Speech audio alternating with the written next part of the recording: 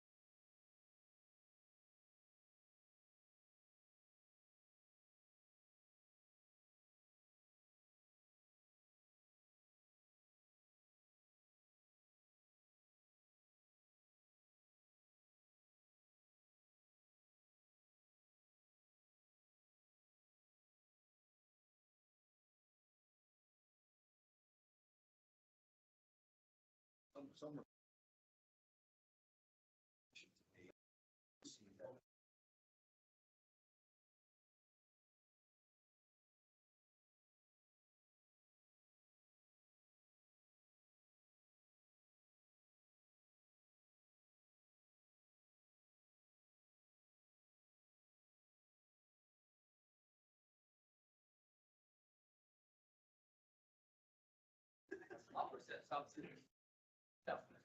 Give me the high five.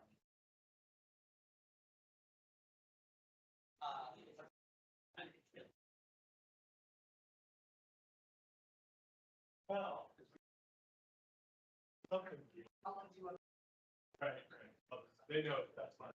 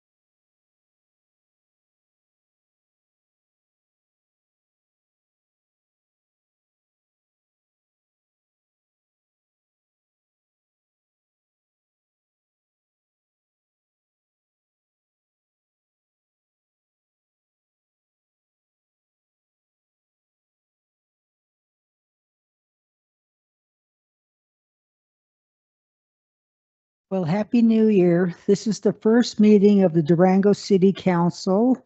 Today is January 6, 2026, and the time is 5:30. Have roll call, please. Thank you, Mayor. Counselor Lawyer, Here.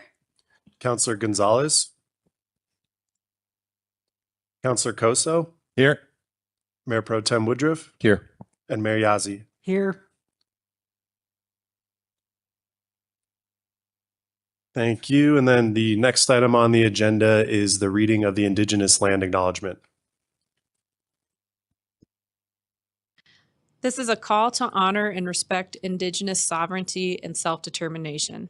As residents and visitors of Durango, we are called upon to educate ourselves about the history and cultural heritage of the land we inhabit. The city of Durango is situated on the ancestral homelands and territories of the Nuchu, Ute, Jicarilla Apache, Pueblos of New Mexico, Hopi Sinom, Hopi, and Diné Navajo nations. The original stewards of this land were forcibly removed and exposed to countless atrocities by the United States government, including repeatedly broken treaties, forced assimilation, the tragic legacy of Indian boarding schools, and the loss of ancestral homelands. We recognize lasting generational trauma exists within Native communities today. We affirm the continuing importance of ancestral sites to descendant communities as integral to the living cultural landscape. This acknowledgement only becomes meaningful when combined with accountable relationships and informed actions. May this serve as a step toward inclusion and reconciliation. And may we have the introduction of the translator. Hola, buenas tardes. Mi nombre es Liz Torres y estoy aquí con mi colega Ruby Mauricio. Estamos aquí con la Cooperativa Comunitaria del Lenguaje y el día de hoy seremos sus intérpretes. Si usted necesita interpretación en persona, por favor tómese unos minutos para podernos dar la oportunidad de que podamos interpretarle. Si está usted en línea, por favor seleccione el idioma por medio del menú de más y así podrá tener acceso a el otro canal. Hi, good evening. My name is Liz Torres, and I am here with my colleague, Ruby Mauricio. We're here from the Community Language Co-op so that we can provide language justice and that way everybody can hear and speak in the language of their heart.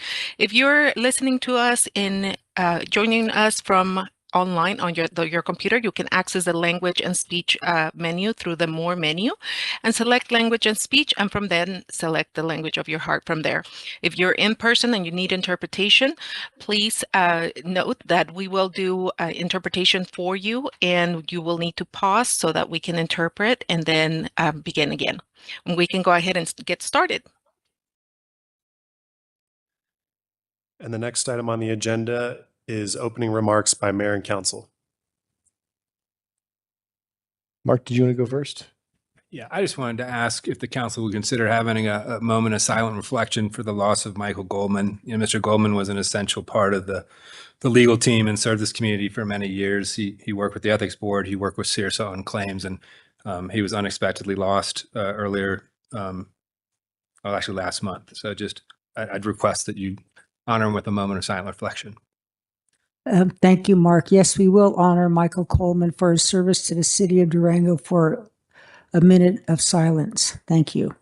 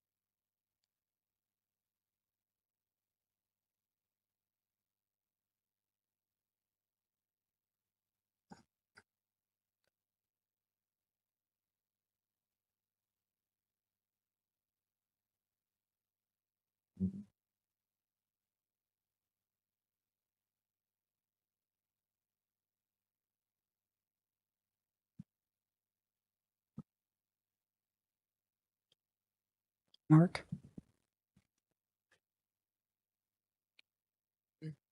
Mayor Would it be okay if I made an opening remark? Sure, go ahead. Thank you. On New Year's Eve at 7:30 a.m., Pedro Gutierrez Ruiz was apprehended by ICE after a workout at our community recreation center. He was on his way home from our recreation center that he was arrested in front of his 16-year-old daughter. It was a day like many others in his 22 years living in Durango. Pedro came to Durango looking for a better life, and while doing so was a positive benefit to our community. In his years here, he met his wife, had 2 children, all who still live and call Durango home. In that same time, he started his own house painting business, positively benefiting our local economy. Additionally, he was a man of faith that consistently volunteered and was active with his church. He has no criminal record and no ties to criminal gangs. Pedro was a model citizen in our community, doing what we're all trying to do, work our butts off and make our city a little better. We are deluding ourselves, but we still think that ICE is ridding our communities of criminals and gang members. After 22 years of participating and engaging with our community, we had somebody taken away that was only trying to make life for himself and his family better. His crime was simply being undocumented. He paid his taxes, he paid his business taxes, he contributed to our economy, he volunteered his services when it was needed, and most importantly, he was a husband and father. When we as policymakers look at our vision for Durango over the next 5, 10, even 20 years, we can only grow our community and enhance our services if we find a way to increase the number of families in our city. If we want to grow our economy, expand our school district capacity, and provide better care for our community members, we have to find a way to attract and retain families. Young workers provide a robust labor pool for a lot of our local eateries, entertainment venues, and retail establishments. And parents that find a sense of place in our community positively contribute to our local professional workforce, help build community, and drive diverse business opportunities. So much of what we do on this dais is to make Durango more affordable and attainable for more people.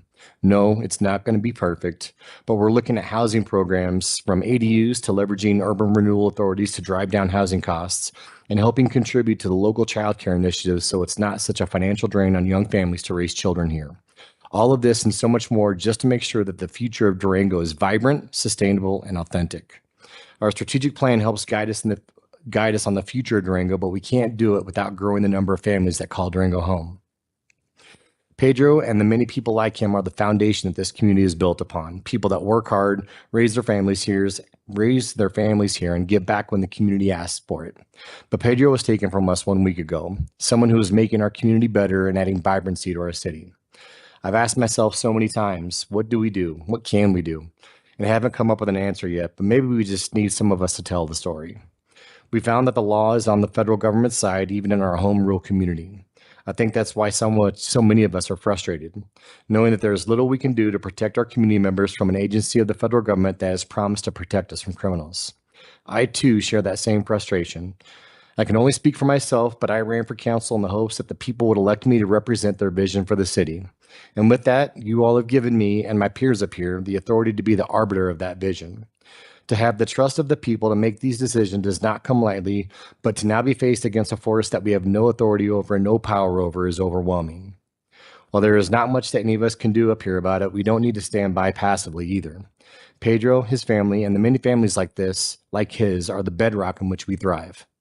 It's not lost on me that another family and his 2 children were also taken just this past October, again erasing any net positive economic and community benefit by their living here. Not only is it a shame to have lost such a dynamic community members, but it is morally corrupt in the way in which it was done. We all deserve better. I'm not sure about the path forward and even less sure about how we can protect our community. There are no easy answers and even fewer opportunities to spur action, but I guess even giving these families a voice can help. While this wasn't on our bingo cards to navigate as counselors, I'm glad to have these folks up here to navigate it with. I hope we can see some positive outcomes from our newly formed Immigration Task Force. And additionally, we're fortunate that we have a great federal delegate representatives that give us the time and resources when it's needed. Your frustration is justified and our collective loss is felt by all of us. In the limited scope that we can, I think we will try to help where we're able, but it will be slow and reactive. We should not accept community members being taken away from us in this manner, but this is the reality we currently live in. Telling these stories gives our community strength and not just sweeping these under the rug and moving on. It is my hope that our community can weather this storm as best as we possibly can and call out these indiscretions when we see them. Thank you.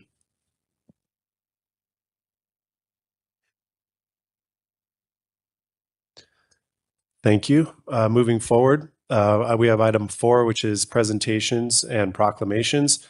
with item 4.1 being the Three Springs Elementary School project update.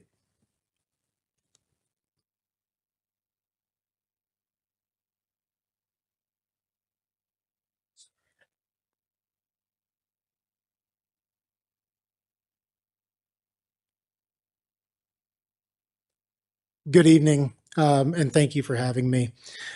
I'm super excited for this opportunity to give an update tonight to you all, Mayor and councilmen and women, on the Three Springs Elementary School project. We're excited about the progress and even more excited about what this is going to bring to the Three Springs community and the Durango community at large. I'd like to start, I remember how to use this, yes, with a bit of a context map, just to show everyone where the location of the school is in relation to the Three Springs community. It's noted here on the map with a gold star. The next slide shows you a timeline of how we got to this point. It represents a culmination of great partnerships between the Three Springs folks, the school district, the city, and the Durango community at large. Back in 2005, the Three Springs Development Agreement was approved, which required the developer to dedicate up to 40 acres for a school site. For the last 20 years, as we all know, Three Springs has grown and continued to develop. In the spring of 2023, the city and Three Springs launched a partnership to design the extension of Wilson Gulch Road.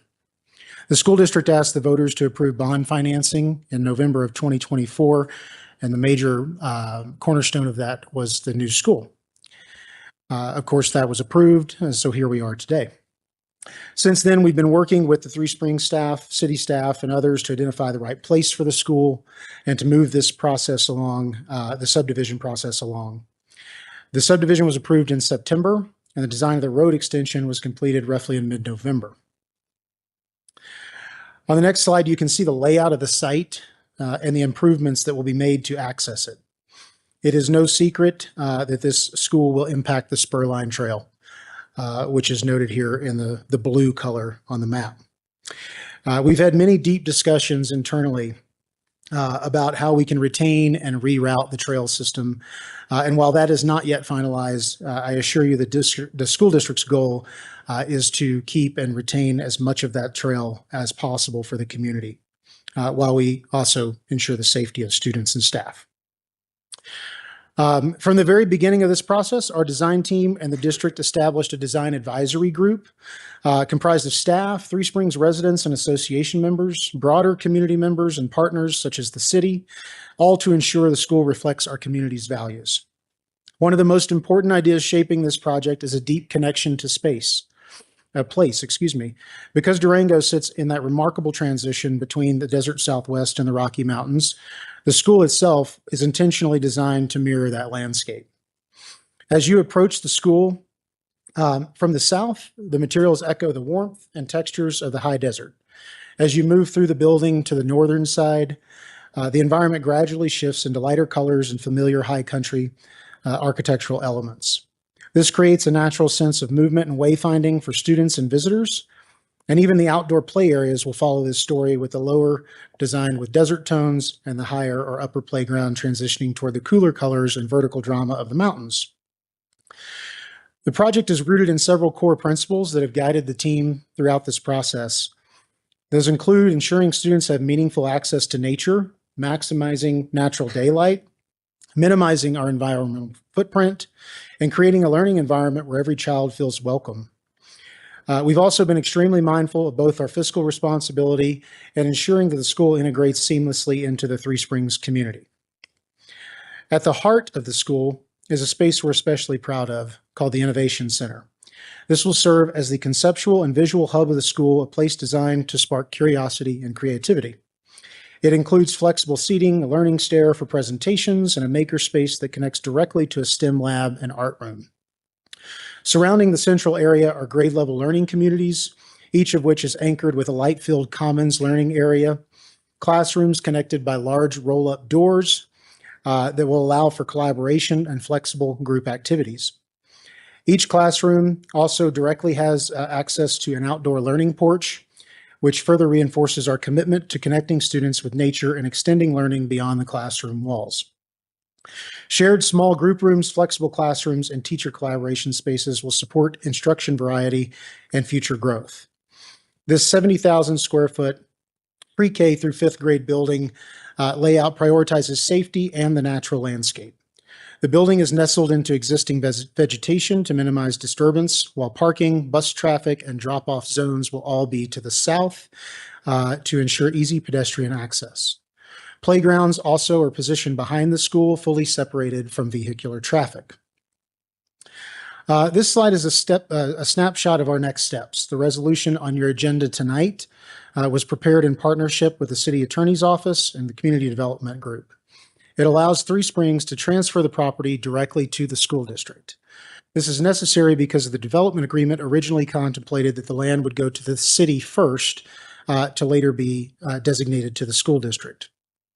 This is no longer necessary because the school district has the funding and is ready to build the school. So in short, the Three Springs Elementary School project is progressing with the values of our students, our families, and our broader community. We're creating a space that not only serves as a school, but as a welcoming, inspiring environment rooted in the unique identity of Durango. I thank you for your time tonight, and I'm happy to answer any questions.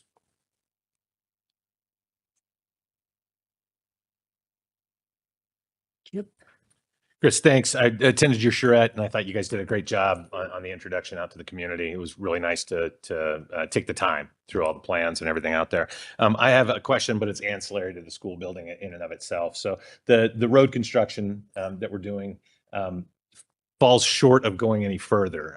I'm told that we talked about that a little bit as groups and as entities, and that the cost just proved to be too high. Utilities were taken all the way up to the dividing line between Village 1 and Village 2. Is there a reason utilities were taken up and the road was not included in that?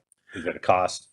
I don't know the answer to the utility piece, Counselor, but the roadway, as you mentioned, we are funding that roadway further than we were told we needed to in order to connect to what I've been calling East Prospector. It's just kind of a U-shaped loop there, and so we're funding it through that position because we heard from the city that would certainly help with trash trucks and things of that like being able to exit at least that side of Prospector without having to back down. Okay, great. Thank you. You're welcome. Thank you for the presentation. Thank you all. Thank you. Appreciate your time. Thanks. The next item on the agenda is city manager updates. Yes, Mayor and Council, I do have a couple updates. First, I would like to introduce John Harris, our Public Works Director. He did start over the holiday break. John comes to us from Redlands, California, where he was a Public Works Director there. He was in Colorado previously in Montrose as the Public Works Director, so he is coming back to the home state of Colorado. We're happy to have John here and just wanted to give the opportunity to put a face to the name, and as well as John an opportunity just to say hi and introduce himself. Yeah, thanks for having me. As Jose said, we're thrilled to be back in the West Slope. That comes from me and my family. Raised my son here, did work out of state for the last 8 years, but I have that out of my system. I have about 18 or 19 years as a public works director and city engineer, most of that in Montrose. I'm licensed Colorado PE, so happy to be back. Appreciate y'all having me. Yeah, welcome. Yeah, West Slope, Best Slope, welcome back. I said West Slope, Best Slope, welcome back. Absolutely, thank you. And then second, I do just have a notice of publication of the Fair Share Administrative Procedures Manual. The Land Use and Development Code requires that staff publish an administrative procedures manual for the Fair Share Housing Program, and that manual goes into effect following council notification and public notice. Council does not adopt or approve the manual as it's already been passed through the Fair Share Ordinance in 2024. The 2026 procedure manual has been published, and this is the required council notification. Brian Devine, our housing policy administrator in our prosperity office, will give a brief overview of the manual and forthcoming developments in the Fair Share program. Thank you. Good evening, Mayor and Council. For the record, I'm Brian Devine. I'm the city's Housing Policy and Planning Administrator. I'm pleased to be here tonight to announce officially that the 2026 Administrative Procedures Manual for the Fair Share Housing Program has been published. Public notice will be complete later this week. As the city manager stated, this is a required step in the program design of the Fair Share program that was adopted by council in 2024 in order to maintain the program's responsiveness to market conditions and procedural needs and alignment with land use approval processes. Many of the procedural details for the Fair Share Housing Program are found in the procedures manual rather than directly in the Land Use and Development Code. That manual for 2026 has been published.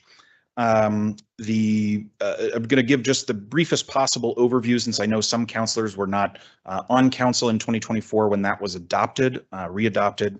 The Fair Share program originates from 2009, but was repealed and readopted in its entirety in 2024 for a variety of reasons, including response to state legislation. One of the features is the creation of that procedures manual, which includes details on the distribution of income restricted properties in mixed income developments. One of the purposes of the Fair Share program is to promote mixed income development with a certain fraction set aside as income restricted units. So the manual contains the rules and procedures for how to distribute those equitably throughout developments. It includes procedures for the city to actually contribute financially to those being built on site as opposed to as part of separate developments through the provision of the offset of certain development fees. It includes approval processes for staff to approve standard fair share agreements, which is one of the provisions of the 2024 ordinance. Standard fair share agreements can be approved at the staff level, while retaining the approval of the overall project to the appropriate body as found in the Land Use and Development Code, which is of course sometimes City Council, sometimes the Community Development Commission, and sometimes staff. The final highlight that I'll mention for you is it also contains our procedures for the sale and rent of these income restricted units. We partner with Homes Fund and with Housing Solutions for the Southwest, who keep interest lists of buyers and renters and pre-qualify those buyers and renters to smooth the process of getting them into those units. I don't have the time on today's agenda to provide a whole overview of the Fair Share program. But fear not, if you want one, you'll probably be getting one soon because in the process of writing this manual and in the process of applying the 2024 ordinance to some actual development proposals over the past year, as you might expect and as is normal, we've found some items that just don't quite work properly, language that can be contradictory or unclear, that we're not able to resolve solely through procedures. We've done as much as we can through the procedures manual, which is now published. We will, however, be bringing, starting with the January 26th Community Development Commission meeting, some recommended minor text amendments to the Fair Share program. Our intent in those text amendments will be to resolve some of those lack of clarities or contradictions in the 2024 ordinance. We are not changing anything about the program design or the policy intent of that 2024 ordinance, which is to strongly encourage developments of a certain size to include dedicated income restricted housing, both in for sale and for rent developments, and to be able to implement those in a way that makes them accessible to the Durango workforce. With that in mind, as I said, we'll have some opportunity to provide more background on the Fair Share program design and how it's functioning as part of those text amendments, which will go through the standard text amendment process, going to CDC public hearing and then to council for ordinance with CDC's recommendation, we hope. And at that time, we can provide some more overall program design information. In the meantime, if you have questions about the Fair Share program, about the intent of the 2024 ordinance, about anything in the manual, we're happy to make sure we get those back to council. But we did want to fulfill our obligation to provide the council notification for the Administrative Procedures Manual today in the meantime. Wow. Wow. Thank you, Brian. I'm impressed because I'm on Affordable Housing Alliance and Fair Share's a good portion of that. So updating all those documents really means a lot. So thank you. It has been a real lift. As I said, the ordinance was repealed and readopted its entirety in 2024. So the manual is substantially different from previous versions to the extent that we don't even have a red line of the manual as we would often prefer to do. It was rewritten from scratch with collaboration from our partners at Homes Fund, Housing Solutions, and others. I agree with the mayor's comments as well. Thanks for taking on the task. Is there a typical mixed income breakdown that happens with our projects, or is it completely dependent on each individual project? In terms of the income levels or the price levels that are in there, promoted? Yes, a standard fair share agreement. We have essentially two standard compliance options. The applicants are allowed to propose any alternative that they think they can justify, but the sort of standard agreements are 10% of units at what we call deep affordability, or 12% of units at moderate affordability. These are different for what those income levels are different for rental units versus ownership units. There is also an exemption in the fair share program that if you can deliver a for sale project with all of the units affordable at 150% of the area median income, which is a term that we use to sort of adjust median income for household size and for the bedroom count of the units of the actual homes, then you do not have to provide any of those lower tier affordable units. So you can kind of think of it as existing in 3 tiers, although we don't use the term tier. Essentially, the standard agreements are one of those 3. Great, thank you. Thank you very much. And just want to make note that Councilor Gonzalez joined the meeting virtually. And then the next item on the agenda is going to be committee, board, and liaison reports.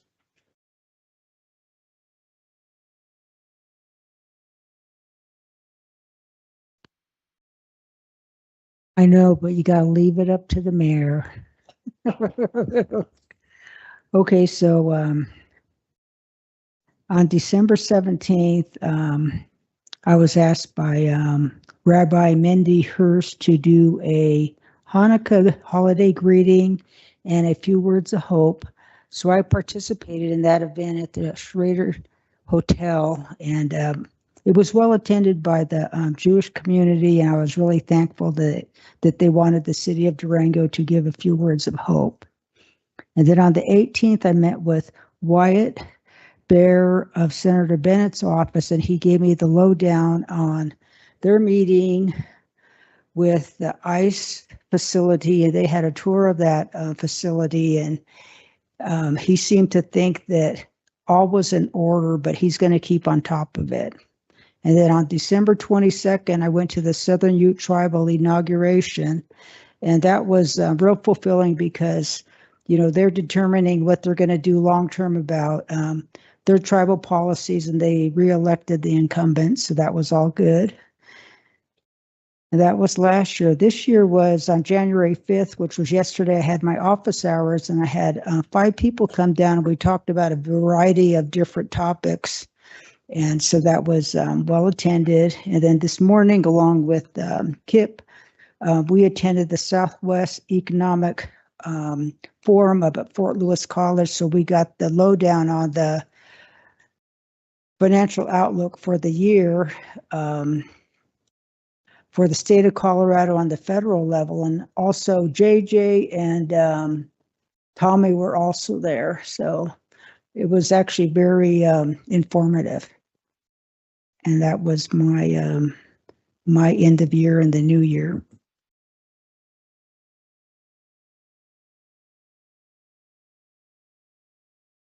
Next unit. Thank you. The next item on the agenda, excuse me, is public comment on items under consideration for adoption.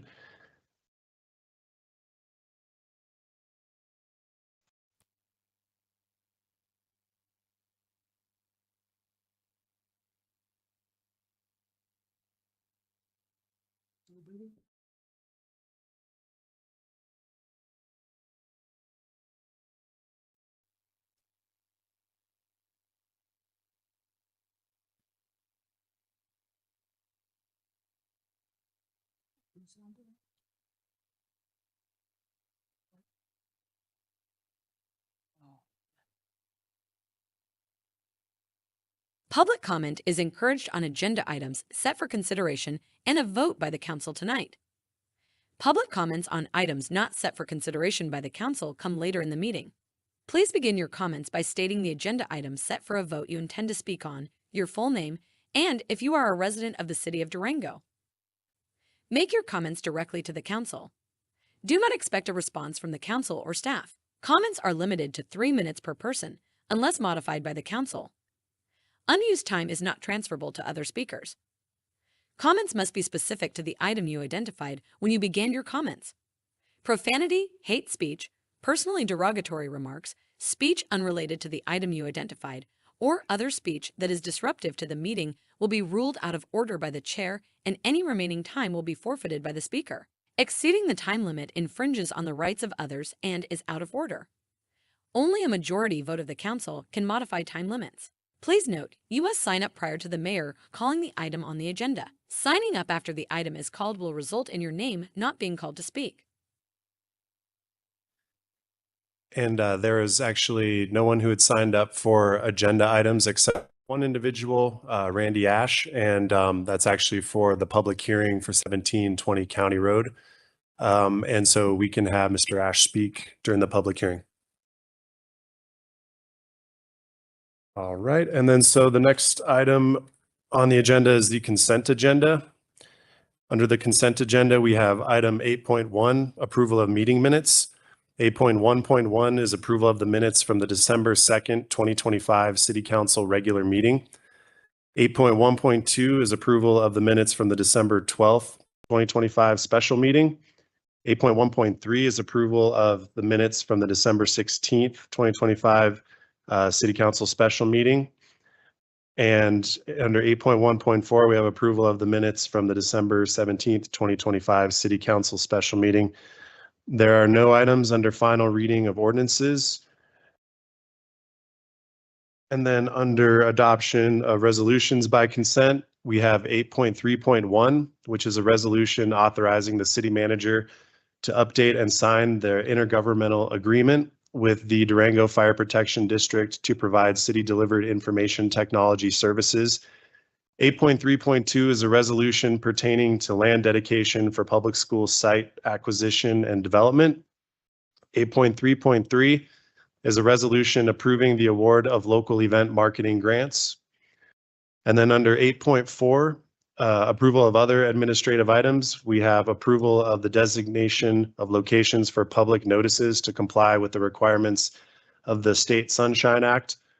There are no items under requests for public hearing, no items under introduction of ordinances, and no items under requests for excused absences. Thank you, Ben. Would anybody like to pull any items from the consent agenda? Mayor, I'd like to pull 8.7, please. I'll make a motion to approve the consent agenda less 8.7. Second. Do we have discussion? Seeing none, could we vote? Councilor Gonzalez, Yes. Mayor Yazzie, Yes. Mayor Pro Tem Woodruff, Yes. Councilor Lawyer, Yes. and Councilor Koso. Yes.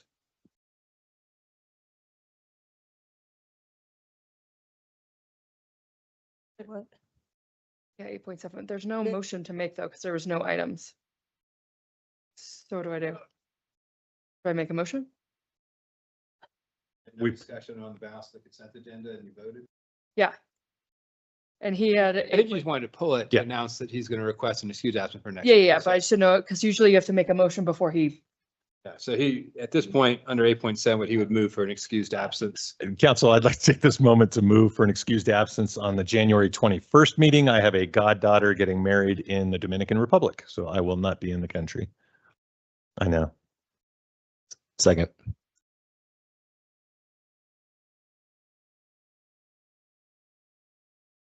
Mayor Yazzie, yes. Yes. Mayor Pro Tem Woodruff, Yes. Councilor Gonzalez,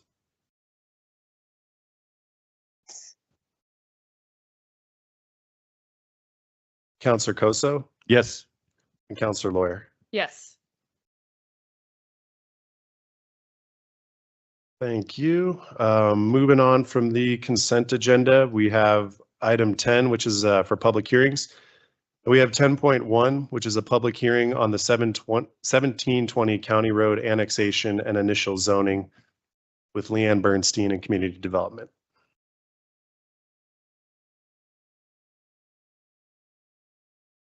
Good evening, Mayor and Council. My name is Leanne Bernstein. I'm a planner with Community Development.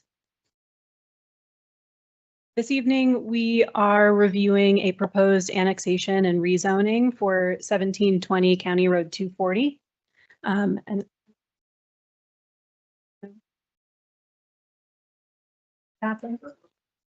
yes, but there's a staff presentation up there as well.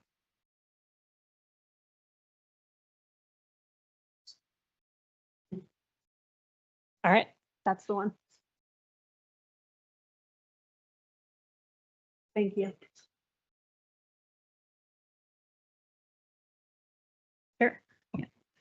Thanks. All right, as I said, we are looking at a proposed annexation and initial rezoning of 1720 County Road 240, which is Florida Road. This item touches on two strategic plan goals: innovative housing and economic development, as well as reliable infrastructure and community connectivity. Process for an annexation and initial zoning starts with a recommendation from the Community Development Commission, which they conducted back in October. It then comes to City Council for you all for a final decision. And then after the decision to annex and zone, the applicant would be able to submit their subdivision preliminary plan. The applicant did decide to kind of take two steps at once, and they presented their first step of the subdivision plan, which is the conceptual plan, to the CDC back in October. That step with this level of subdivision is just reviewed by the CDC, and it's not an approval or denial, it's just more of a review and comment. So CDC did do that back in October and had a good conversation with the applicant. So this evening, Council is tasked with conducting a public hearing and considering a first reading of an ordinance if you all are so moved to approve the annexation and the initial zoning. So the scope, again, for tonight is just the annexation and the zoning. Subdivision will come at a future time, and we can get into the housing piece of it. This property is subject to the fair share requirements. With this step, annexation, we are recognizing that this project would be subject to those requirements, but the actual details of an agreement, or in this case, an exemption, will be dealt with at subdivision.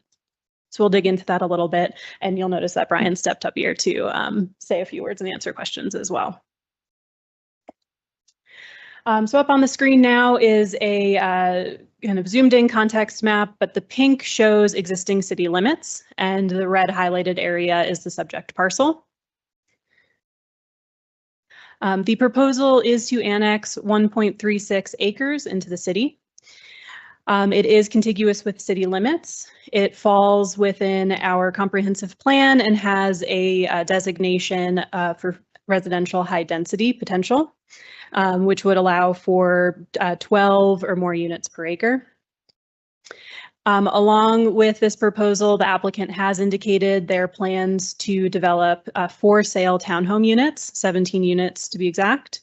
And their fair share proposal is, as I said, kind of technically an exemption from fair share, but their proposal would be that all units are sold at or below 150% of area median income.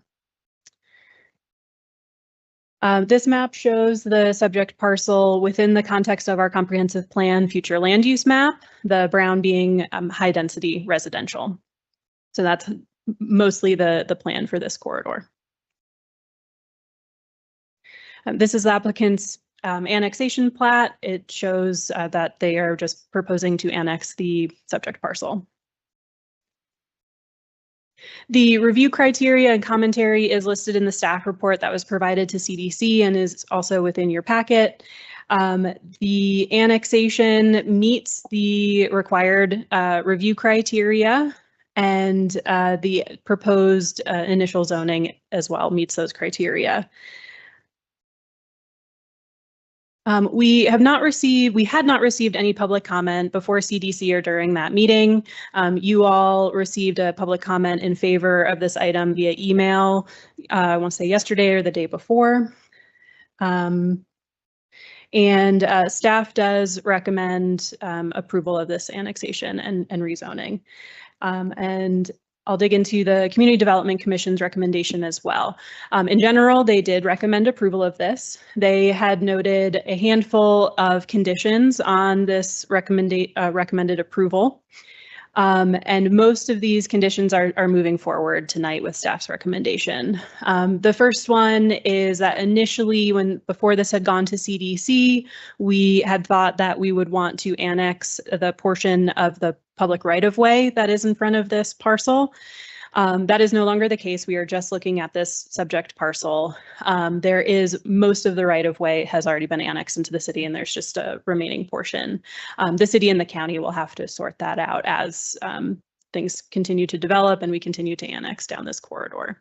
So while that was included in the CDC's recommendation, it is no longer included to move forward. So the second condition that's kind of in the similar boat is the last one, where the CDC had a long conversation about fair share requirements and the details of what will be a future agreement.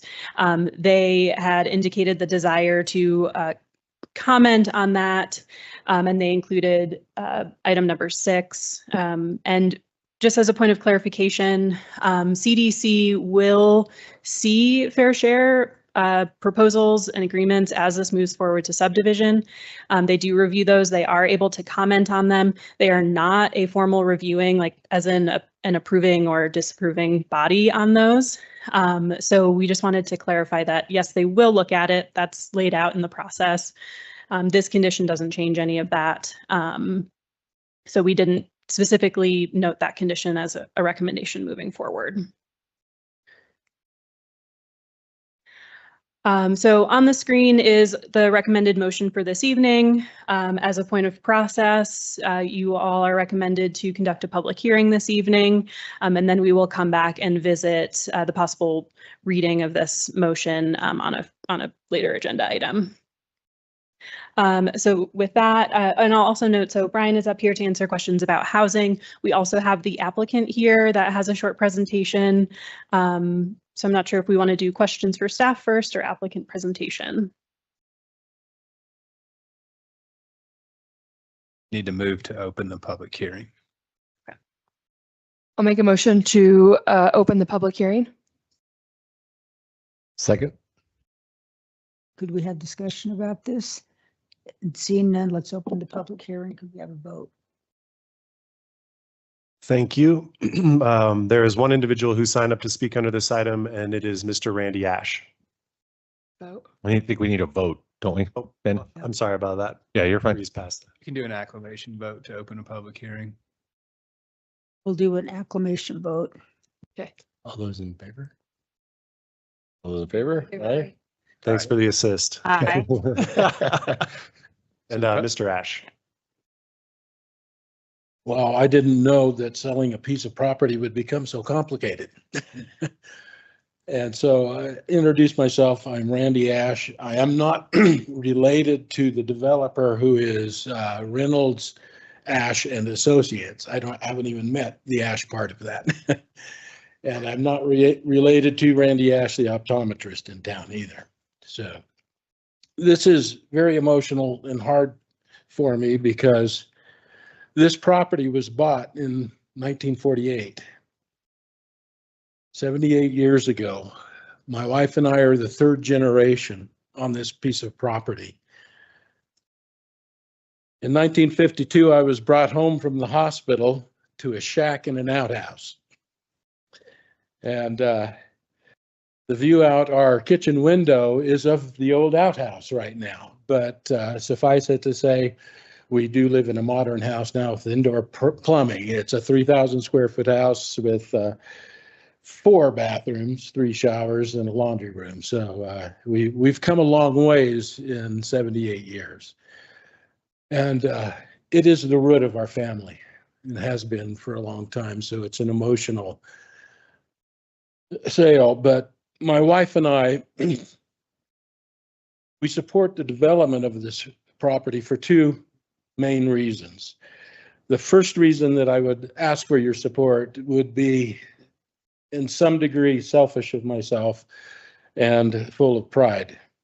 With the development, my wife and I would prefer that a few families would start their legacies rather than build on our legacy.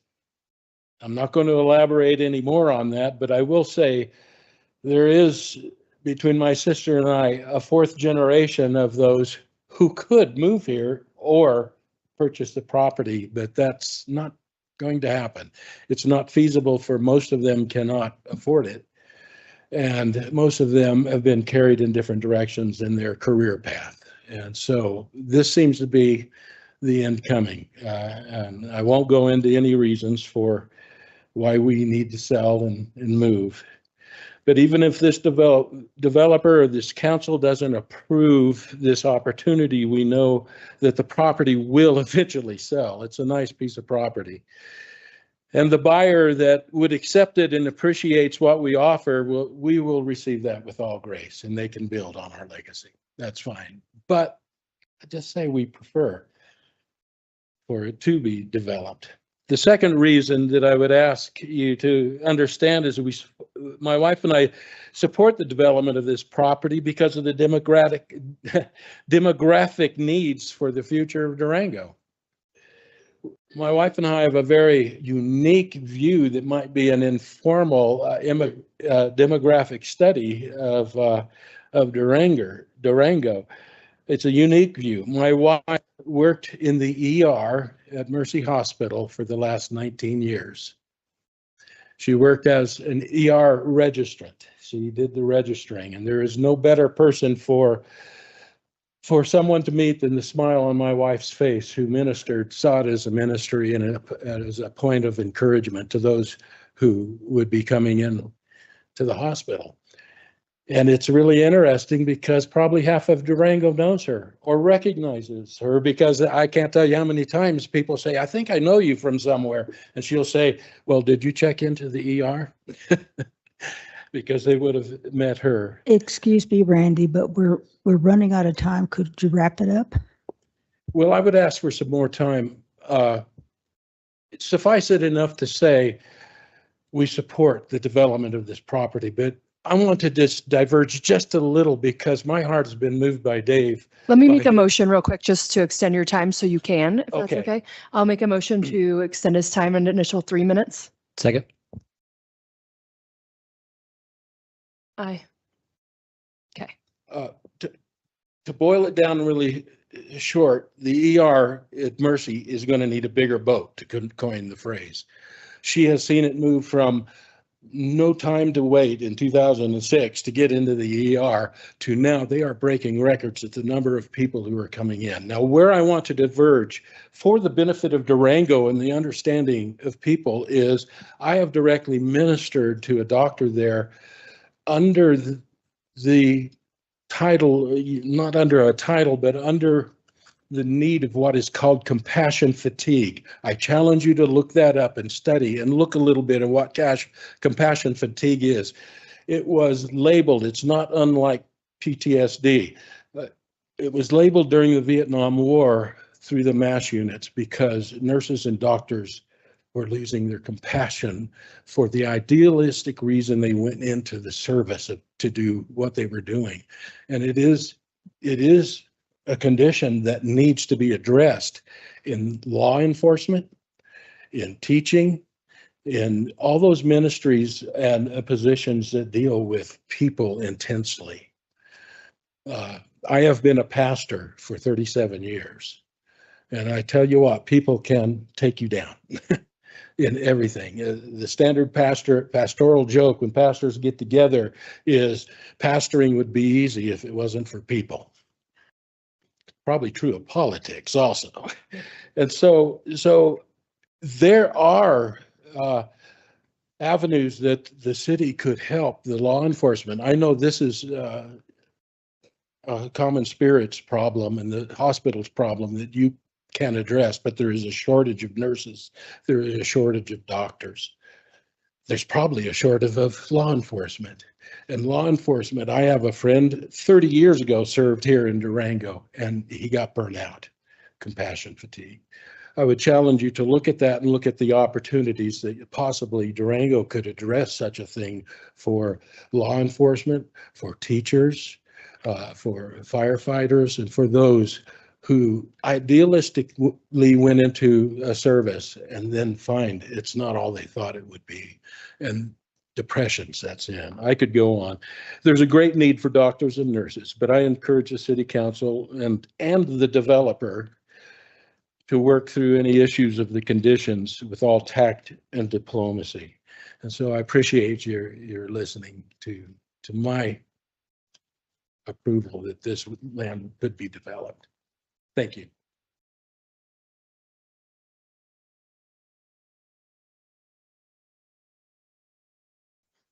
Is there anybody else on the public hearing?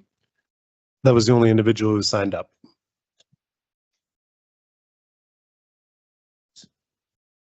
Let's close the public hearing, please. We do have a presentation from the applicant. Is now the time. What'd you say? If the applicant signed up to speak, this is his opportunity to do it. But Was who's the applicant? Elizabeth Boone. Yeah, hi, I'm Elizabeth Boone with Reynolds Ash and Associates, and we submitted a presentation for this evening. And I'd love to request some additional time for your benefit so you can better understand our intent behind this project. I think I can do it in under 6 minutes. I can do my best. I think we already did it. So we do it for everybody, right? We extended it. So we extend it for everybody. yeah, so a couple things.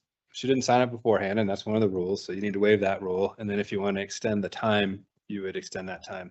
So I would suggest that if you're inclined to listen to the presentation, she says it's going to be 6 minutes, the motion to suspend the rules about signing up timely and to give her 6 minutes to speak. Did you guys vote to close it? We didn't vote. I heard her call it, but I didn't hear a vote on You it. didn't vote. Yeah, it requires a vote to close a public hearing too. Make a motion to suspend the rules and allow the applicant to give a presentation and allow for 6 minutes. Second. Discussion, vote. We need to modify that to eliminate the sign up before rule. You just need to modify the motion, right? She did. What? She did, sorry. That's all right. I'm passing along my deafness to you as well. A little rusty after the holidays. Sorry about that. Okay. Could we have roll call? Mayor Pro Tem Woodruff, Yes. Mary Ozzie, Counselor Gonzalez, Yes. Counselor Lawyer, Yes. and Counselor Koso. Yes. Okay, thank you so much. Leanne did a great job, so I'm going to move along quickly. We are within city limits and meet all the requirements for annexation per the staff report. A little bit about Reynolds Ash and Associates. We're a local company. We were founded in 2002. We have an office here in town on East 2nd Avenue. We have 13 employees that live in the Durango area. They're comprised of architects and structural engineers. And our firm is very passionate about Durango. We do many projects in Durango, the Four Corners region. We work here, we live here, we recreate here. So we want the very best for our community. And we have previous development experience, and I've included some photos of those on this slide. Our goals out of this development are really 4 items. So first, to maximize the potential of an underutilized infill site, improve the compatibility of the neighborhood fabric around us, which includes other townhomes. And then most of all, we want to price this project to be well below the local market average cost of about $770,000. And I actually collected numbers of sales from the last year, which are charted here. And we're finding, a lot of workers, as were mentioned, are being priced out of our current market. And we want to help solve that problem with this project to improve access for ownership for moderate income households. So in order to do that, we are going to be offering a return of investment on this development of only 18%, and that is well below the market rate of 25 to 30%. So we are participating in this answer and part of the solution. Also, we're actively looking for buyers of this property. Currently, the Durango School District has an RFI for developers interested in selling workforce housing to the district. And we've already met with the district to share this project and intend to submit these units as a solution to their need. This project would be cost at $8 million-ish in total, and it's within the $10 million available from the bond election that the district has. The site plan includes residential high, which allows for 12 to 24 units per acre. We're only proposing 12.5 units per acre, so we're on the lower end of that density that's allowed. We're proposing 5 buildings, 17 total townhomes, 4 triplexes, and 1 5-plex, including the 28 required parking spaces. We would have retaining walls to retain the hillside that's to the south of us. We have 3 storage buildings on site to supplement all the great accessories that we acquire in Durango. And then the units would be prefabricated off-site and be all electric units. So we have 3 fair share options for review. And as Leanne mentioned, we're not solving fair share in this particular meeting, but I just want to provide you all some options to think about as this moves forward. So option 1 is fair share exempt. Option 2 is a fee in lieu, which is paid. And then option 3 is providing 2 fair share units. So assumptions for all the options. We're going to maintain an equal ROI of 18% for the developer as discussed. All the fair share fees are passed on to buyers. Costs as estimated are excluding newly adopted codes. We're still working through what those are exactly in our practice. And then any additional recommendations by the CDC could also add cost to this project. So we just want to flag that these numbers may change, but this is our baseline understanding as of today. So option 1 was fair share exempt, and this is an option that was presented to the CDC. It was approached initially by city staff. And with the fair share exemption, a 2-bedroom would cost about $450,000 and a 3-bedroom would cost about $540,000.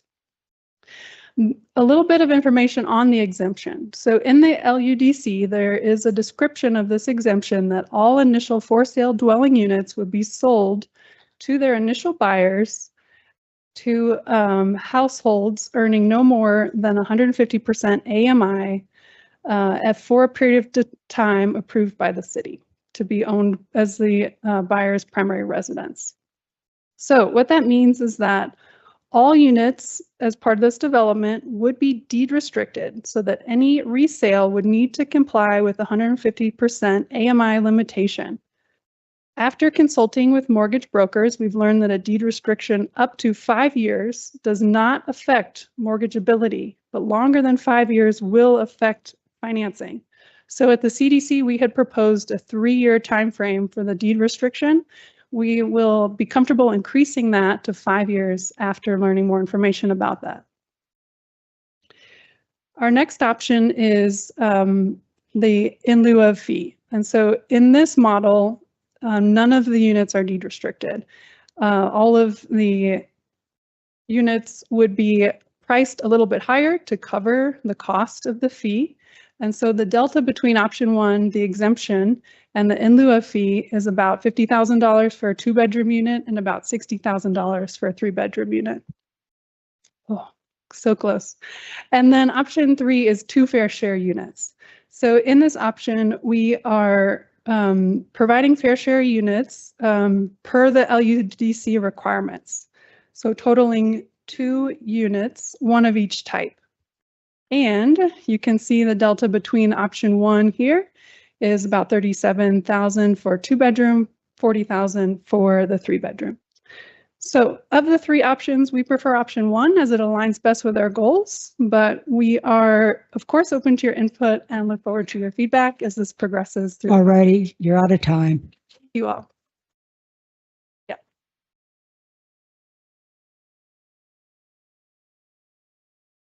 Comes up for consideration, so I think it's just close the public hearing. I'll make a motion to close the public hearing. Second. Mayor Yazzie, Counselor Koso, Yes. Mayor Pro Tem Woodruff, Yes. Counselor Gonzalez, Yes. and Counselor Lawyer. Yes. Thank you. Moving forward on to item 11, which is resolutions. We have 11.1, which is a resolution to adopt the 2026 legislative agenda for the city of Durango. Yes, Mayor and Council, it is that time of year again for the legislative season to begin. What we have included in your packet is the 2026 proposed legislative agenda.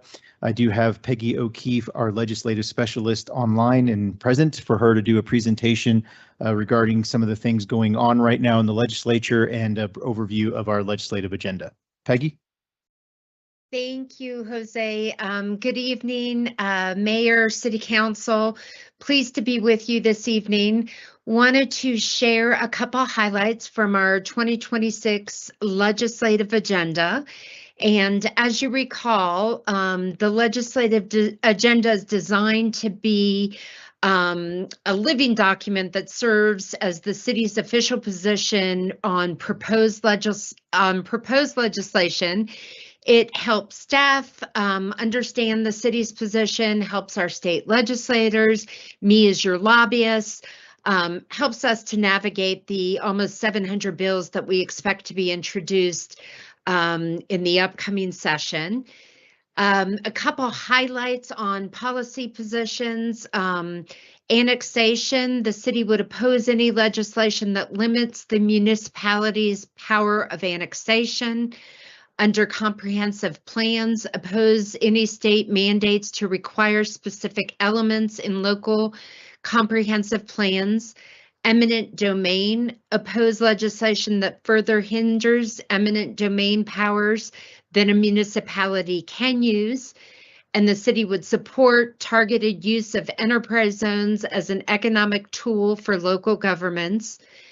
Oppose any additional restrictions on the use of TIFs. In the area of affordable housing, support state initiatives to work toward affordable housing across multiple income levels. Under homelessness, supports statewide resources and efforts to prevent, reduce, and mitigate homelessness. Under transportation, supporting continued state funding for transportation solutions, and supporting, maintaining, and increasing revenue streams for public transit, operating and capital expenses, fleet electrification, and multimodal infrastructure. And then finally, opposing under public safety legislation that includes unfunded mandates, limits the tools, technology, and techniques that help law enforcement or reinforce political narratives that diminish the important contributions of law enforcement to our community, supporting legislation that works directly with law enforcement agencies to collaborate on future efforts to address new demands on law enforcement agencies. Happy to answer any questions that you might have on the legislative agenda, and then I'll turn it back over to you. Thank you, Peggy. Also, Council, our executive leadership team all has had a hand in playing into the legislative agenda. So if there's any questions specifically in each of their areas, we'll be happy to call upon them to kind of explain a little bit more on some of those position statements.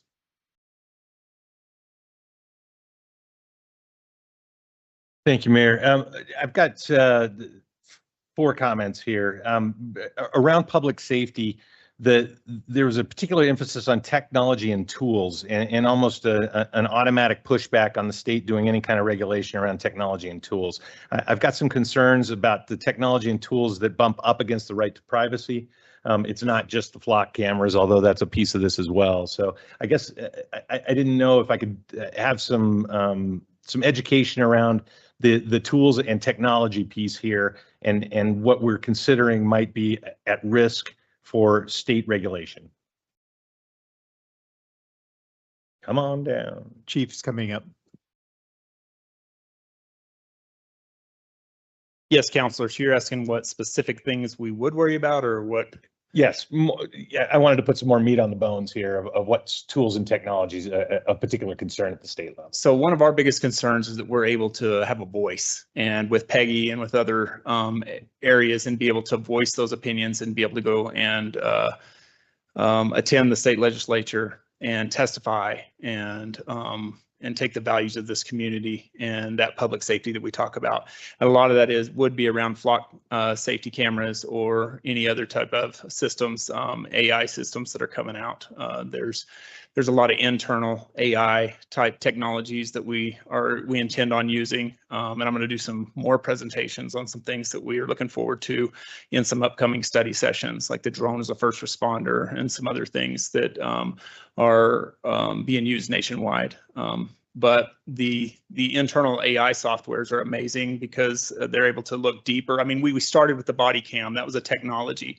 And now that body cam we can elicit 50 different languages out of that body cam to be able to communicate and speak with people, and to be able to search our records as well more efficiently and things of that nature. What's the risks that the state would take an action that we would need to put in our legislative agenda? The legislative agenda to me is a quick response document, right? If there's anything that's taking a long time, council would have the opportunity to discuss and talk about what council might view there. But in the short term, what risks are there for the state to impose a restriction that we'd be unhappy with? Well, there's legislation every year that pops up, and it can be kind of sometimes it can be we can get caught in the middle of a political fight within the nation, and be a reaction to something that happened in Minneapolis or somewhere else in that nature. One of the things that there's going to be some legislation, like you said, on the flock that where they might just want us to be able to share within the state. Well, that doesn't do us any good, or any of the outliers any good of the state. Unless, and my request would be to add a radius to that, and not just the state, and some other key technologies that are upcoming. And one thing that's not often discussed is that everything we do is also under judicial review. And that hadn't been said one time during any of these meetings. So when we go out and we not only balance the greatest fundamental human right, which is privacy, and also the right to walk within our streets and feel safe, not just be safe, but feel safe, also is balanced with judicial review. So any case we have has fruit of the poisonous tree if any of the information or anything we have is gained unlawfully. And so we look really close at what the laws are and what the Supreme Court has decided. A lot of people will say, well, it hasn't been decided yet with flock. Well, it has been decided. It's going to keep being decided. All technology is going to continue to be decided. However, at this point, it has been decided, and that's what we look at, and we consult with our legal team here, which we have a really good legal team here at the city as well. Great. All right. Well, thank you for that. Thank you. Next question I've got, Tony, I think this is related to the airport. On around water, this is on page 90. Any proposed legislation addressing PFAS? Mitigation and remediation should include an exemption for commercially certified airports. I'm not sure I agree that there should be an exemption, but there should certainly be compensation for cleanup of the PFAS. Is there in your mind, hopefully you got some kind of heads up that I was going to be asking this question, but can you talk a little bit about exemption versus? Yeah, so PFAS, polyfluoroalkyl substances, much discussed, forever chemicals, major national and worldwide issue. The reason they come to the front at the airport is that, or all airports nationwide, is that firefighting foam is heavily concentrated with PFAS chemicals. And in the instance of airports, we have been federally required to utilize PFAS-containing foams until about 18 months ago, when the FAA approved a military spec for a fluorine-free foam that is available on the market. And so airports around the country have been in the process of converting from PFAS-containing foams, which were required before and mandated, to non-PFAS containing foams effectively. Of note, our airport just completed that last month. Both of our fire trucks have now been emptied of all AFFF, which is the PFAS containing foam, and converted over to fluorine-free foam. And we're in a buyback program with CDPHE through the state to have that taken away. And then that's the background. And to address your question, the concept there is airports have requested unilaterally across the country to be exempt from, cleanup cost impacts associated with these because the use of these firefighting foams was mandated by the FAA with literally no alternative option other than shutting down the airport because you failed to meet safety protocols and their minimum specifications. So that's the concept behind the exemption. And all airports are kind of asking the exact same. Correct. Yeah, that is a national position. All right. Thank you. I'm happy to wait and take a turn, but I've got two other things I just wanted to talk to council about. Anybody else? I think we're missing two things that I really deem important, for me at least, on the legislative agenda. We're missing an emphasis on mental health facilities in our region. I think we keep getting impacted by closures in the region, the hospital in Grand Junction, et cetera. This is a challenge for us on the homelessness side. It's a challenge for us in community services. It's something that I think is pretty important and should be pushed by our legislature. And then additionally, as we've been talking about utilities, the utilities infrastructure upgrades that are needed across almost all the smaller mountain communities, it seems to me like we should take a little bit stronger position in trying to get those dollars supported from the state level as well. So there's two things that I would love to add in on the legislative agenda. I don't have specific verbiage for it, but would love to see what council's opinion is on including those. Are these things that we're thinking are going to be brought up in this next session, or that we're taking a stance on, or? I would probably lean on Peggy on that if they're going to, if the mental health facilities or funding for water utilities or infrastructure may be topics that are brought up this year. Thank you. Yeah, I definitely think the mental health issue will continue to be a big issue that we try to address at the state capitol. For both of these issues that you mentioned, obviously funding and financing are a big part of it, and that is going to be a huge challenge. So I'm not sure to what degree there will be opportunities to find additional funding for it. But certainly those are both issues that we can continue to watch and make sure we're involved in. There's a piece where the mental health facilities are addressed a little bit by the homelessness I'm just sections. looking at that. Yeah, and so I did see that. It just didn't carry forward past homelessness, and I think there's a bigger issue there, substance abuse, et cetera, et cetera. So, so anyway. I'm not sure to modify the legislative agenda, if that's a direction we want to go, or I just got to take up 10 minutes of everybody's time. If that's the will, I think easily, if a motion was made to pass the resolution with a modification to add those two items into the legislative agenda, that would be the path to go. Do you want to make a motion? I'll make a motion, but I didn't know if there was any other discussion. So I'll make a motion to pass the legislative agenda as presented, but to include as well a section on mental health facilities and utilities infrastructure upgrades. A second.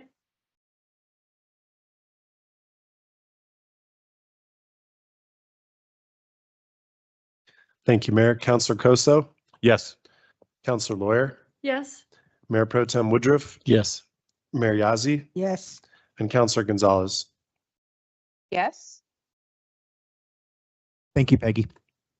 You bet. And Thank- can I just ask, would it be helpful if we just add in a section that says the city of Durango supports statewide resources and efforts to provide additional funding for mental health services and facilities in the region, and similarly language like that under utility infrastructure?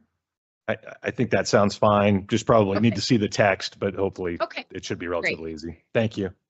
Perfect. That sounds great. And then Jose, did you want me to give a little blurb on what we expect to see the rest of the session? I don't want to take up time, but happy I think to. we're good. Okay. I think we're good, Peggy. Thank you. Thank you all. Appreciate it. And the next item on the agenda is 11.2, which is a resolution authorizing the mayor to execute an intergovernmental agreement with the jurisdictions of the Regional Housing Alliance of La Plata County. Good evening, Mayor, City Council. Mike French, Prosperity Officer.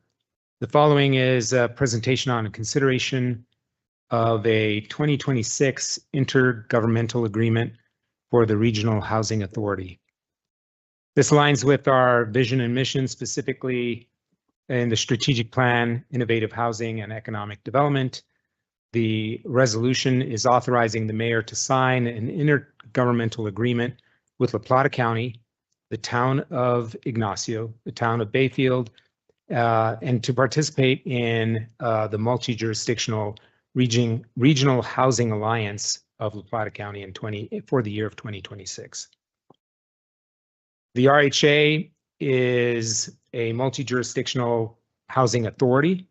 Was created in 2004. It was subsequently dormant in 3 years later, by 2007. It was reactivated in 2017 and has been active ever since. The RHA is governed by 9 board members with 2 representatives from each jurisdiction and 1 member at large who happens to be our chair, Mr. Pat Vaughn. The 2 members that are appointed from this city are myself and Mayor Yazzie. The Regional Housing Alliance programming benefits the city, and those programs specifically include Prop 123, unit sharing count, regional housing needs assessment, countywide rural resort application for Prop 123, and a partnership with Economic Development Alliance for a $1 million revolving loan fund. The budget that we're signing into or would potentially sign into for the IGA has decreased significantly to a tune of about 37%. I've shown here the 2023 actuals, 2024 actuals, and 2025 actuals that were between $225,000 and $260,000 for those years. The 2026 proposed budget is $160,600. The Durango share would be $46,574. The reason for the adjustment is there has been a request led by the city as well as in favor from other jurisdictions to align the budget to the value that is being provided to the jurisdictions by the RHA based on programming. With that, the staff recommendation is to move to approve resolution R 2026-005, authorizing the mayor to sign an intergovernmental agreement with La Plata County, the town of Ignacio, the town of Bayfield, to participate in the Regional Housing Alliance of La Plata County in 2026. Move to approve the motion as read. Second.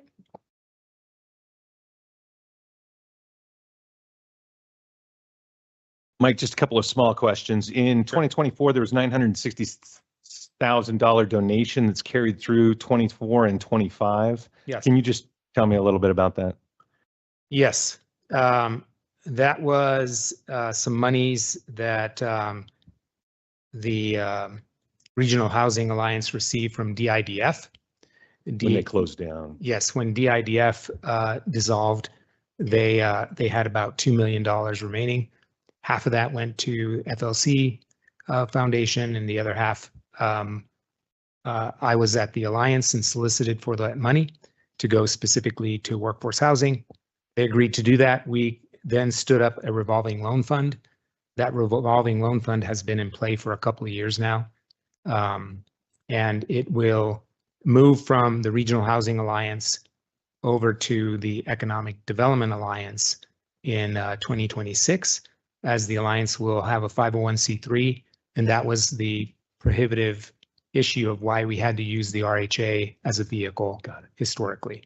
Great. But the revolving loan fund was actually managed by the Alliance.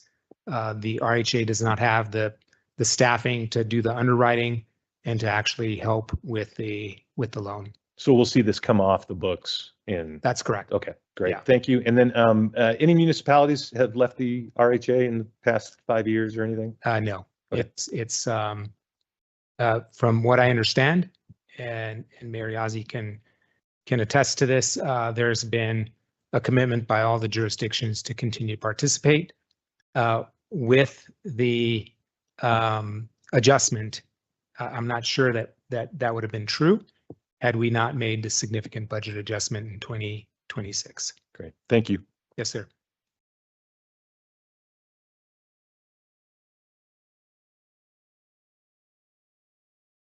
Thank you, Mayor. Counselor Lawyer, Yes.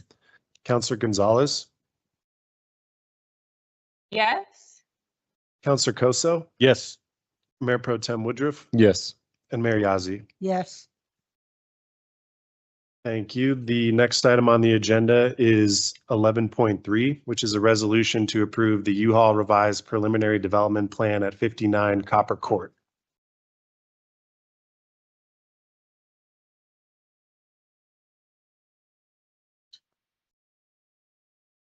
Good evening, Council. Jamie Lofco to present a revised preliminary development plan for the U-Haul self-storage facility at 59 Copper Court.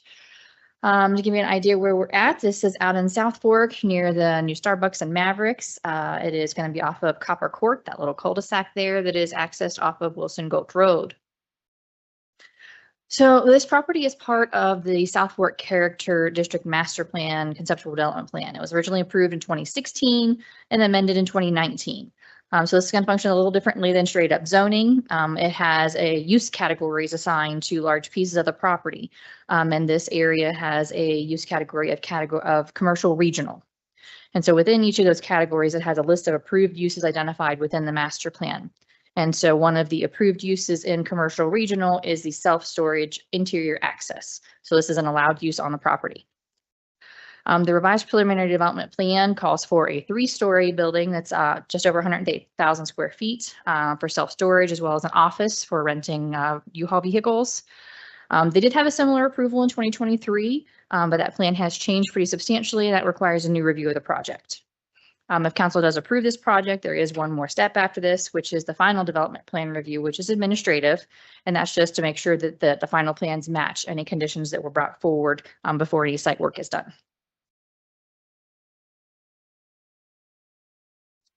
So this project aligns with our innovative housing and economic development goal by encouraging business growth in areas where the development is going to be connected to the city's infrastructure where it already exists. It also addresses multiple goals and objectives in our comprehensive plan, such as increasing the supply of developable light industrial and industrial land. So we did have multiple rounds of review and revisions on this site and building design, and have found that it does meet the development criteria and design guidelines within our code. So as part of staff's review, we look at several things. One of those is access and circulation of the property. So the property has one access point off of Copper Court with circulation running through the property and parking along both sides. We do involve our public works staff, and they will review the property's utilities and drainage to ensure compliance with engineering standards. Then we look at the site lighting for compliance with our dark sky standards. Landscaping and retaining walls are reviewed by our Parks and Recreation and engineering staff. And then we also have parking that we review both for compliance for design standards as well as number of required spaces. So this is going to be a new section that you will see. This was a request of the Community Development Commission. So I wanted to point it out as part of the staff report. And this gives them an idea of how the proposed development is going to impact the traffic on the road that's nearby, the water and sewer service to the area, and any stormwater if it exists. So a self-storage facility has very small impact to the level of service of the roads and has minimal impact to the water and sewer. And there's no stormwater in the area, so it will have to be designed as part of this project. The other thing we will look at in the design is the materials, colors, massing, articulation, and fenestration architectural elements of the actual structure itself. So the next 2 slides are going to be renderings, just to give you a better look at what they're proposing. This is just I'm going to point out that the building, they provided variations in the look to avoid having a large mass on the property or a large portion of the property that with the same look. So you see the dark tones and the light tones and the different textures in there to try and break up that and give some articulation to the building. Also want to point out the colors, that they are more muted to be in character with Durango. You don't see any of the typical orange that you would see with a U-Haul development. This slide just gives you a little bit different perspective, shows you the parking. Also, we'll point out some of the vertical articulation in the roof so you can see the difference to break up the mass of the building. And also, I will note you can see the small projection on the front of the building that provides cover for people to load and unload. Did want to put this on here just to point out that signage is not part of this approval. This is the typical signage requirements, and they will have to come in after approval for this to get their approval for their signage separately. Our review criteria is for all development plans to make sure it's consistent with our conceptual plan that was previously approved. So we did review this and found that it meets the criteria. It has adequate public services for the development. The street has capacity, and it's compatible with the development patterns and densities in the area. And it will have to, any public improvements will have to comply with the city's development standards and construction specifications manual. We did not receive any public comments on this application. Staff does recommend approval of this revised preliminary development plan with conditions. Staff initially recommended conditions 1 and 2, which are pretty standard conditions. The Community Development Commission met on December the 8th and also recommended approval. However, they did add conditions number 3 and 4. Condition 3 was to ensure the roll-up doors that are visible from the exterior of the building are colored white. They didn't want any orange doors on the inside that would be visible from the outside. So they made a condition to make sure those were white. Condition 4 was to add clarity to the dark sky requirements. They wanted to make sure the applicant was aware that it's not just for your exterior lights. The interior lights that are visible from the exterior are also part of this, and wanted to make sure that they are well aware that those lights are required to be dimmed after the business closure as well. And then we do have the recommended motion. Josh Dirksen from U-Haul is here if you have any questions for the applicant, and then I will be happy to answer any other questions. I'll make a motion to approve resolution 2026-0006, approving the U-Haul self-storage revised preliminary development plan at 59 Copper Court based on the findings as outlined in the staff report with the 4 conditions recommended by the Community Development Commission. Second.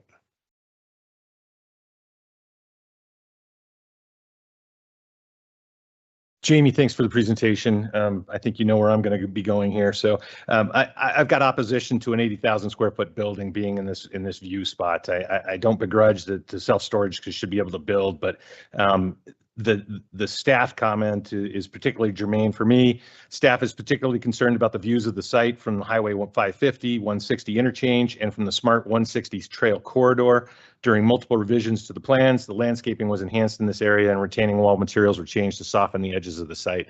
We've got this massive building in a highly visible area, and I get the benefit to U-Haul for that being happen. I think you've done great work in regards to modifying the building colors, and we'll see what the signage does. I think we've ignored that the trailers and the trucks will all be orange and black U-Haul labeled stuff sitting in that parking lot. And we haven't necessarily done as much to screen that so that that's not the obvious thing that everybody sees coming through the highway and entering into Durango. Was there any conversation around trying to do something with landscaping or trying to do something with walls that would have prevented that clear U-Haul repetitive logo being sitting in that parking lot? Not that I'm aware of. Unfortunately, this was not my project. It was Scott's, so I wasn't involved with the review of it. I'm just presenting on his behalf, but I'm sure the applicant can address where they will be parked and the number that will be there and how they can address that. Okay, that'd be great.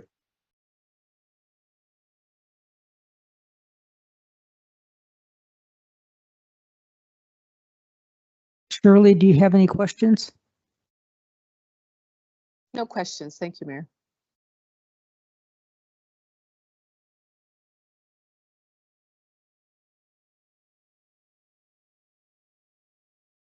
Hi, my name is Josh Dirksen. I'm the owner's representative with U-Haul. Regarding the equipment, I don't know if we can back the slides up here. Yeah, the previous one was perfect. So this area here with the striped lines is what we call our shunting area. That's where most of the trucks and trailers are going to be lined up and ready to rent. Most of the parking spots on the front of the building are designated for customers to park in. The city did have us add quite a bit of landscaping and trees to the front. These renderings might not accurately depict They also had us add this island next to the shunting area. Originally, our original plan was to have an additional building in this parking lot, a U-Box warehouse. When we went back to the drawing board, we made the main building a little bit bigger. We removed the U-Box warehouse. The city had us add that landscaping island there to shield the shunting area from the road. They had us add quite a few trees to the front, landscape islands throughout the property to add more shielding. Most of these trees are going to grow quite large. Obviously, they'll start out kind of small, but you're up a hill, right? So the view's still going, those trees have to grow extra tall to get in front of anything that's up on that hill. We sit pretty low compared to the road there. Our lot is the lowest lot. A lot of those trees in front are going to shield a lot of the vehicles being parked. We have a big hill behind us. The Starbucks sits above, and there's I believe a Hilton hotel coming in above there. So those are pretty much going to be above the top of the building level there. So a majority of our landscaping is in the front of the building to shield from the highway and the road. So we've added quite a bit at the request of the city in terms of islands and bigger trees, and we've done quite a bit to thank you get to what the city wanted. So.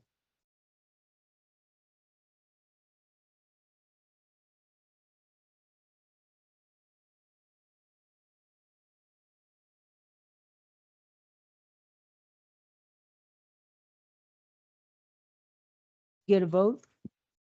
Thank you, Mayor. Councilor Gonzalez, Yes. Mayor Yazzie, Yes. Mayor Pro Tem Woodruff, Yes. Councilor Lawyer, Yes. and Councilor Koso. No.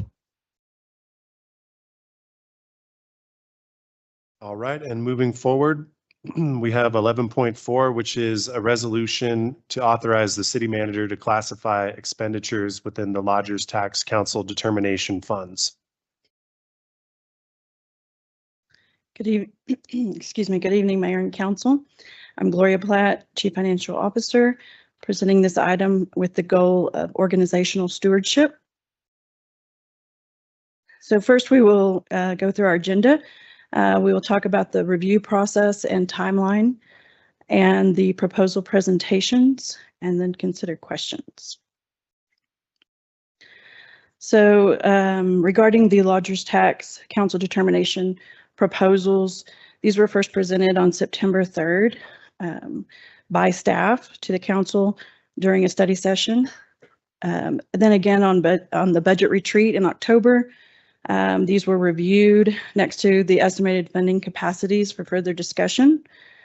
In December, the council did approve the budget with the total expenditure amount included in the approved budget, and plan to advise the city manager at a later meeting tonight regarding the classification of these expenditures.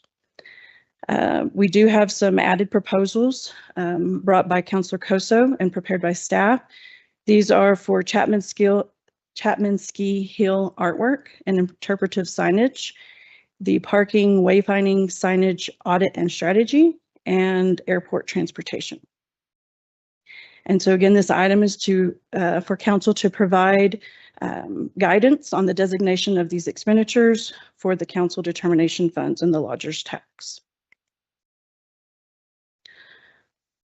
So going back to the proposals for these expenditures, we do want to review the funding. So we did have $446,773. This is revenues to the fund for these expenditures. We also had available fund balance in the amount of $364,622. So our total funds available and also budgeted are $811,395. We did bring these projects previously. These at that time totaled $715,000. So we had a surplus of $96,395 at that time. But we have added these additional proposals. So we do have one that we are still have a to be determined for the amount, but with the amounts that we do have, they come to a total of $892,000. So as you can see, there are more proposal dollars than funds available, so there will have to be some decisions made. Also, just running through these proposals again, we had the free fare transit summer program at $98,000, the community events transit service at $16,000, the parking program for local employees at $41,000, Meridian barriers at $115,000, the MRG for the Houston Winter Air Service pilot at $185,000, the La Plata Economic Development Alliance childcare investment at $260,000, and then we have the new parking wayfinding signage plan at $100,000, and the Parks and Rec Chapman Ski Hill artwork and interpretive signage for $77,000, and the airport shuttle grant funding. So we did include the slides for all of these proposals. As stated, we have discussed these and presented them before, and we will refer to them for questions, but we would like to present the slides for the new proposals and going forward. So first, I'm going to ask for Sarah Hill to come up and talk about the first.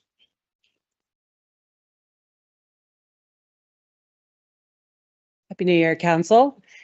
Sarah Hill, Transportation Director. And like Gloria said, staff was asked to provide this information so Council could consider funding of improved parking wayfinding.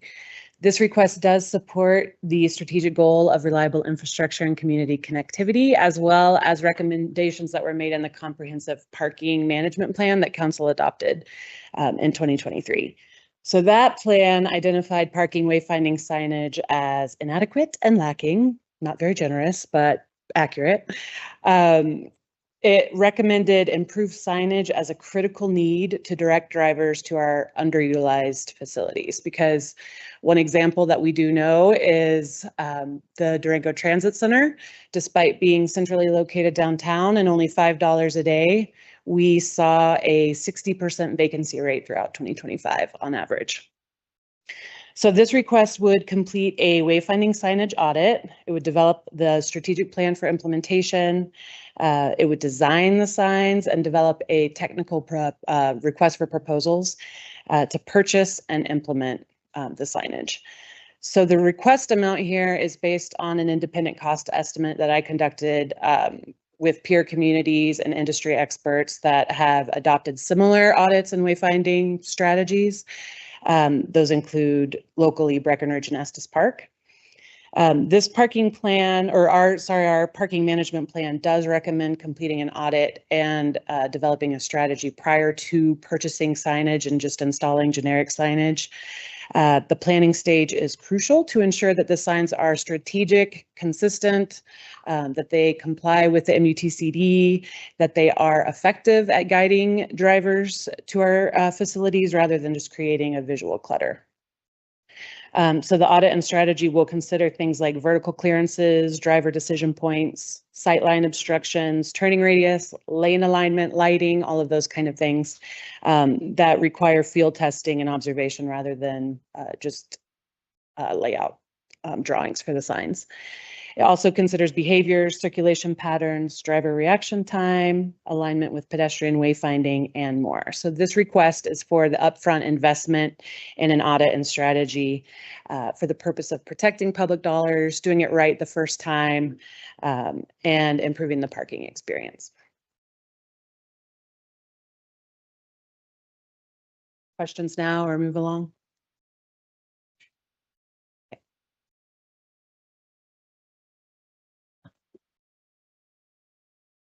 Good evening, Mayor, Council. Scott McLean with Parks and Recreation.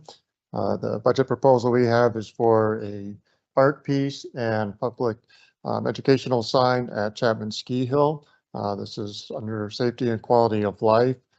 When the master plan for Chapman Hill, we went through that process. And then again, when we started the construction at Chapman Hill two seasons ago, heard public interest in doing something to acknowledge the history of the ski hill within town, and then also some acknowledgement of the 10th Mountain Division, which is where the city had acquired the rope tow that was removed. So there was some interest and sentiment in seeing that go away. I want some people wanting to see that history preserved. So these funds would provide for both an art piece, which we have a call to artist out at this point, the installation, so the concrete foundation for that, and then a interpretive sign that would share some of the history of the ski hill adjacent to the ski hill.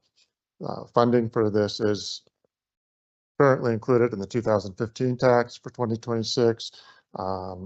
With this request, if we paid for this project out of the lodger's tax, those funds could be then freed up to help pay for some of the projects we have during the next 5 years. We've got a number of significant projects coming up the next couple of years, so it offset costs for those projects.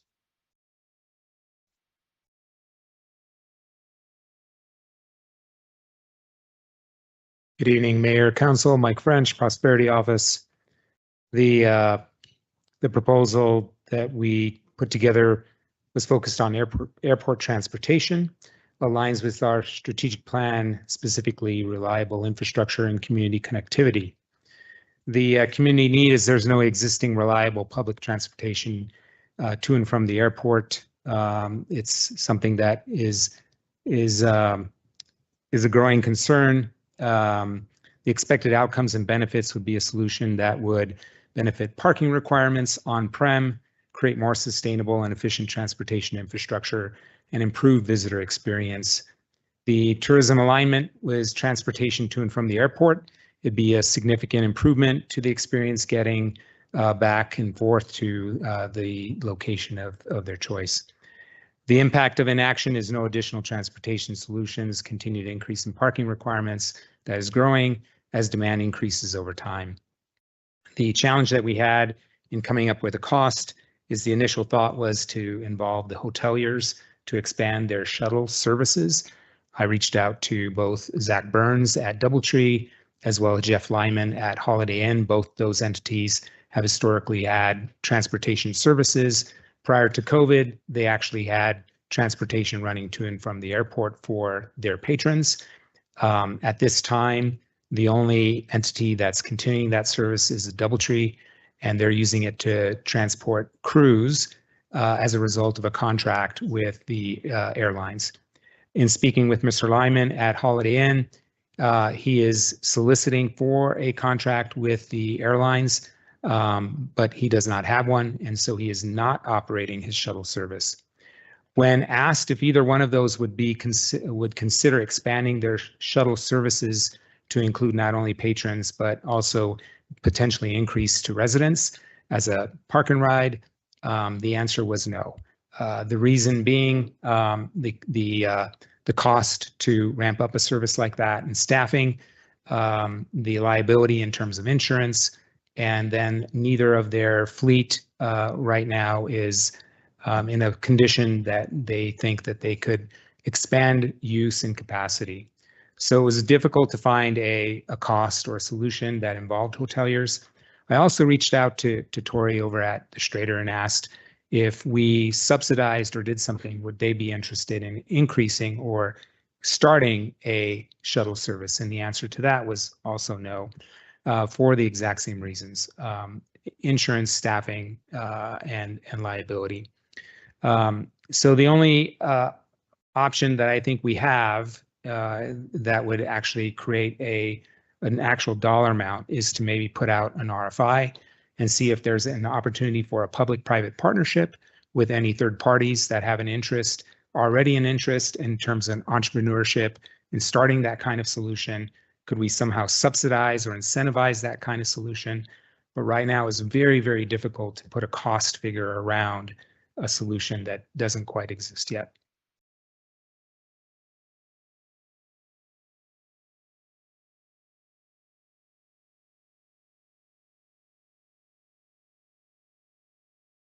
As mentioned, I'm going to go ahead and skip through these other slides and we can come back to them later if there are specific questions related to the previous proposals. And here I have this is basically the same slide that you saw before with those summary. We may come back to this as we go through and discuss them, but we do have a recommended motion here before you. I'll make a motion to approve Resolution R-2026-007, authorizing the city manager to classify the following expenses within the Lodgers Tax Council determinations funds. Free fare transit summer program for $98,000. Community events transit service for $16,000. Parking program for local employees for $41,000. The Meridian barriers for $115,000. MRG Houston Winter Air Service pilot for $185,000. The La Plata Economic Development Alliance Child Care Investment for $260,000. I am going to only allocate $96,395 for the parking wayfinding plan, and then kick the artwork and interpretive signage back to Parks and Rec as it was originally intended in the budget, since they have 2 taxes that can help cover that. And that will get us to the budget of, I believe, if my math was mathing right, $811,395,000. Second. Discussion?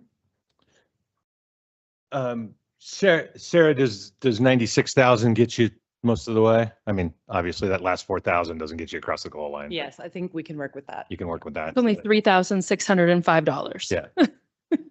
And I was going to pull the airport shuttle grant funding after consulting with city manager and city attorney.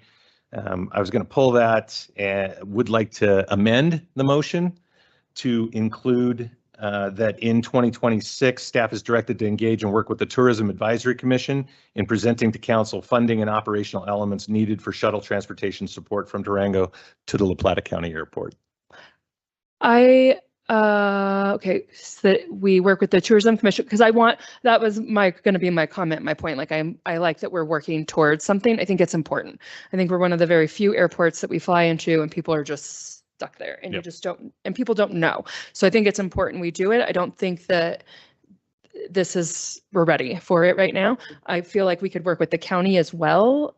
It's the county city airport. Does that make sense? So I'm fine amending the budget as long as we're working with partners and we're figuring it out. Does that make sense? It does. It just is extra reinforced if we pass it, I think, with an amendment just to say, staff, please use 2026 to show what can be done with the shuttle transportation. Can we do that in this motion, or is this just for lodging staff? Okay. Sorry, I talked to them. Okay. Already. Yeah. That's great. I just want to make sure. I'll accept the amendment. Okay. Does he have to second the amendment? Accepted it? No. Okay, great. Thank you. I do have a comment that on the MRGs. So just for the record, I still believe we should be eliminating the MRGs, the minimum revenue guarantees. I think this ties up substantial funding that could be used for other purposes. This money would be out of circulation in the best of circumstances until Christmas of 2026 through March of 2027. In the worst circumstance, it would be paid out to United Airlines if passenger loads fall short. The strong performance we saw over the Houston route in the summer of 2025 correlated directly to United wanting to expand their season all on their own without MRGs. On October of 2025, traffic was only 2 to 3% lower than the peak July traffic in the summer. So there's strong business, there's strong load factors. United has very successfully migrated to from smaller aircraft to larger aircraft, and those loads are consistently at the 90% level, which is huge. Load factor, unit revenue performance, demand growth, among other measurements, are all outstanding at the Durango Airport. There is no reason to pour more gas onto the fire in regards to these MRGs. It's all happening by itself, and we could be using this money for a different purpose.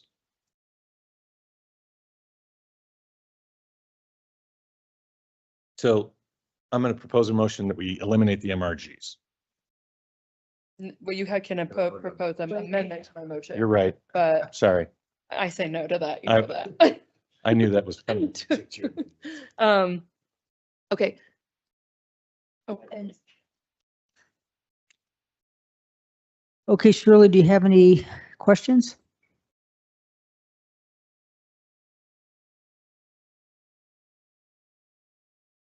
And you go then. Yeah, just real quick. Chapman Hill art will be done out of the that's okay, right? I just want to make sure that, because it was there and then it came here and it can go back there. It is in the approved budget for the Right. 2015 Just, tax. so I just wanted to confirm that real quick. And then you already confirmed that you're okay with the $3,600 out of that. And then I'll just add real quick, with the Houston Winter Air Service pilot, just my sort of thoughts. So our constituents know. I think we all know our community's reality that our summer is slammed packed and our our hotels are full and we're like at capacity. Our trails, our streets, everything's full. While it's a blessing, it also means our growth potential in the summer is kind of capped. To remain fiscally responsible, protect our residents from bearing the full weight of city costs, we must look to our second season.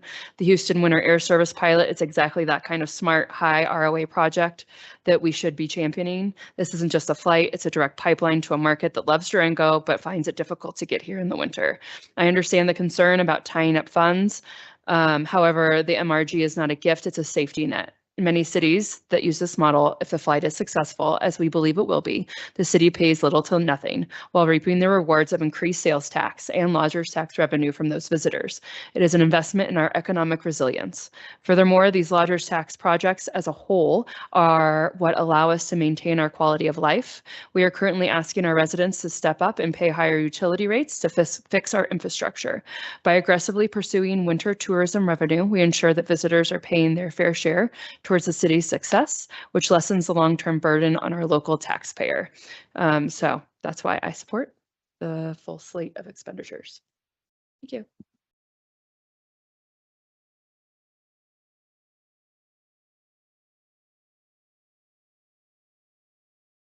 See no other hands raised. Let's do a vote. Thank you, Mayor. Mayor Yazzie, Yes. Mayor Pro Tem Woodruff, Yes. Councilor Gonzalez,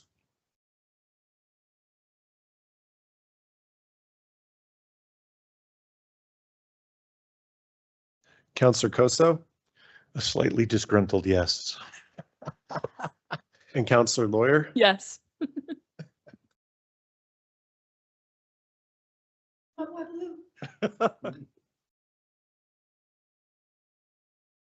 All right, moving on to item 11.5. It's a resolution to amend the city's financial reserve policy.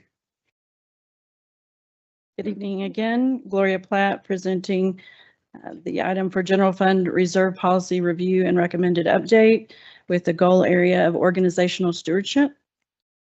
Again, we'll talk through the General Fund Balance Reserve Policy as it exists today and how that relates to the budget process and also compare to other cities and options for flexibility in the policy. So just as a brief overview, the fund balance is intended to serve as a measure of financial resources available. It is essential to ensure that we maintain adequate levels of funds in a case that a risk could arise. These could include disasters, revenue downturns, unanticipated expenditures that couldn't be covered in the regular budget.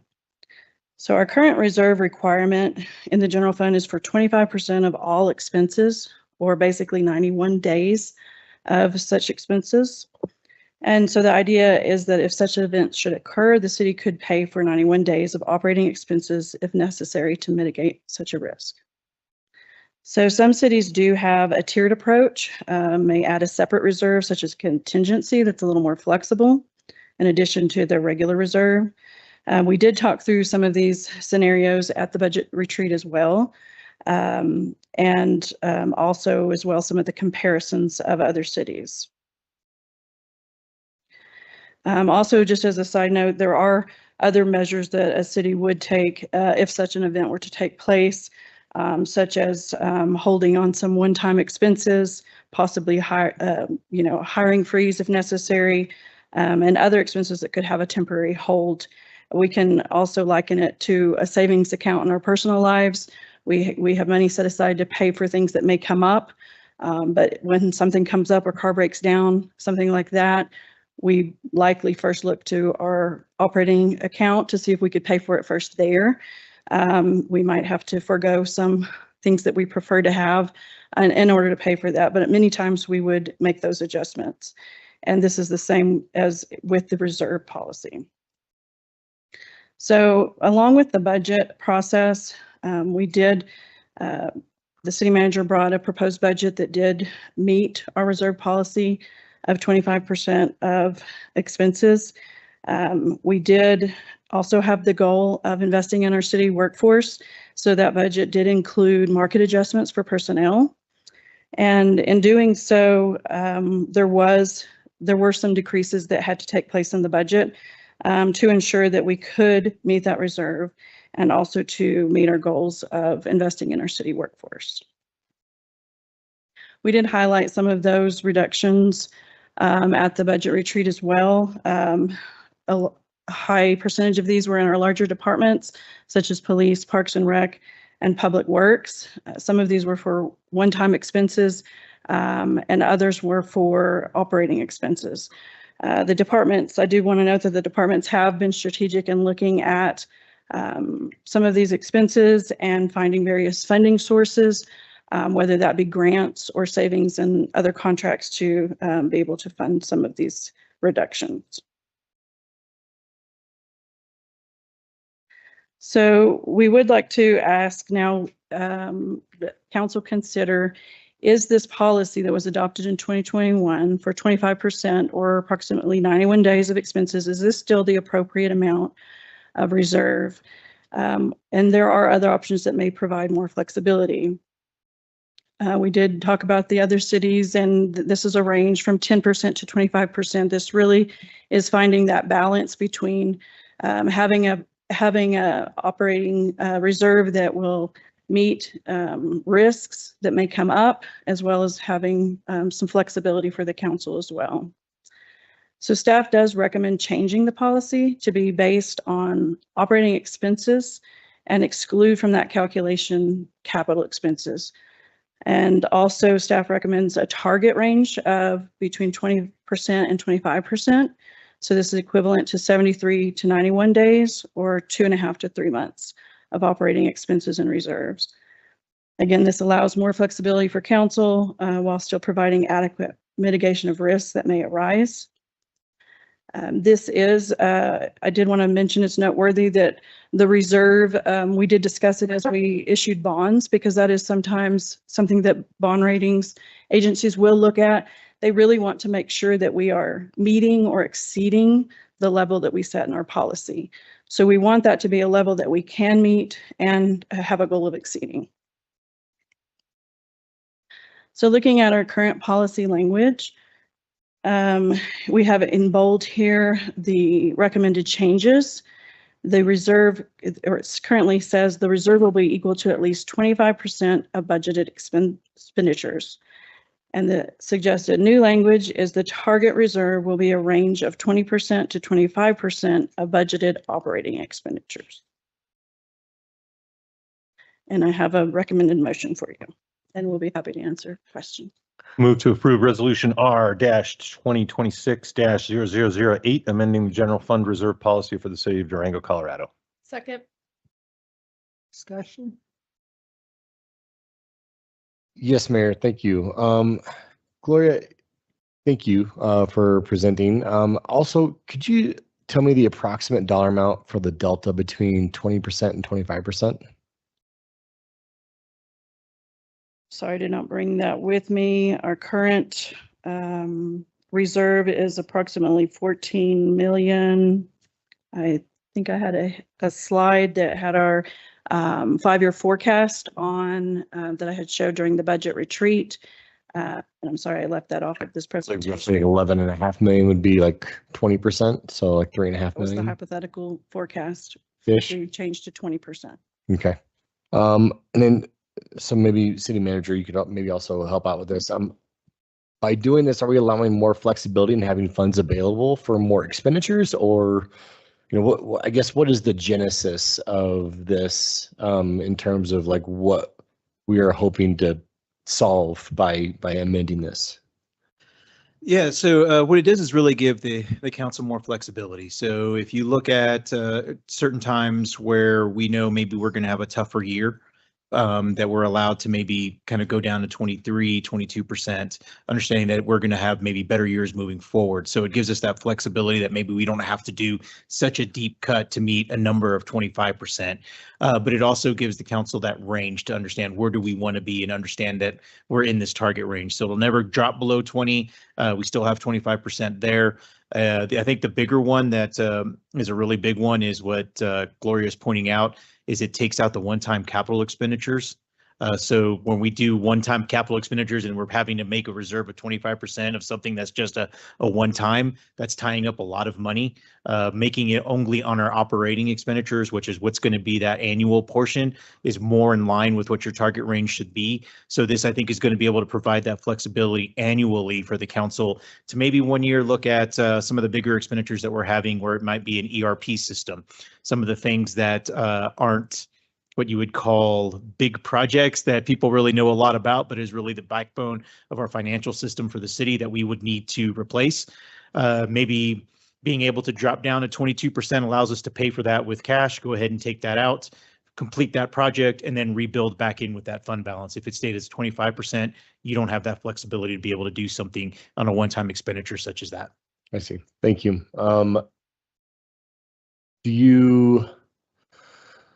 Do you think like in flush years, we would try to get back up to 25%, maybe in leaner years, we instead of making expenditure, like our budgetary cuts, we would try to, maybe dip into that a little bit. I say dip into that because it's not necessarily a reserve, but it's like we would kind of lean towards that 20%. Yeah, I mean, that's a really good question. I think what I can talk to you about is my philosophy. I'm going to continue to shoot for 25%. That is where I want to be. I don't really want to get close to 20 because that's kind of, you're right there at that target and then you're just always trying to meet it. Unless there's some portions to it. And I think it'll be a discussion with council every year in the budget retreat of like, hey, here's where we're at on our fund balance. Here's some of these maybe one-time expenditures that we can look at that might drop us within there. I look at this and I say 23 to 25% would always be the goal of where I'd like us to be.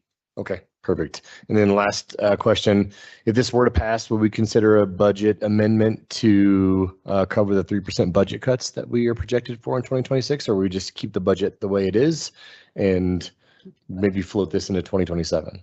We would take a look at mid-year. I think that's a good time to take a look at the budget and see where we would go through, because that allows us to take a look at where our revenues are at, how we're looking at going into the year, and see if we need to make that as a substantial change within our budget. It wouldn't be something that I'd come back anytime soon. I would look at it as mid-year and look at it holistically to see where our revenues have been come. Okay, great. Thank you. Thanks, Mayor. I think it's a great modification. Appreciate the work. I was really impressed by the reserve drawdown and the reserve replenishment tables, particularly good additions in this. So please give whoever did that credit. If that's you, thank you very much. Appreciate it.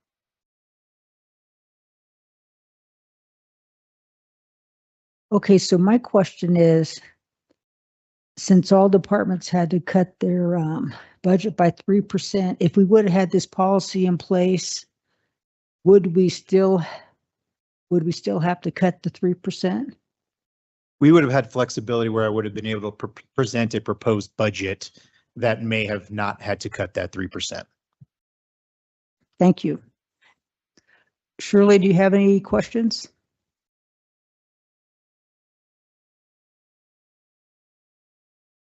Any more questions? All righty, could we get a vote? Thank you, Mayor. Councilor Gonzalez. Councilor Koso. Yes. Mayor Yazzie. Yes. Councilor Lawyer. Yes. And Mayor Pro Tem Woodruff. Yes. All right, moving on to item 12, consideration of ordinances. We have 12.1, which is an ordinance to annex 1720 County Road 240 and approve initial zoning.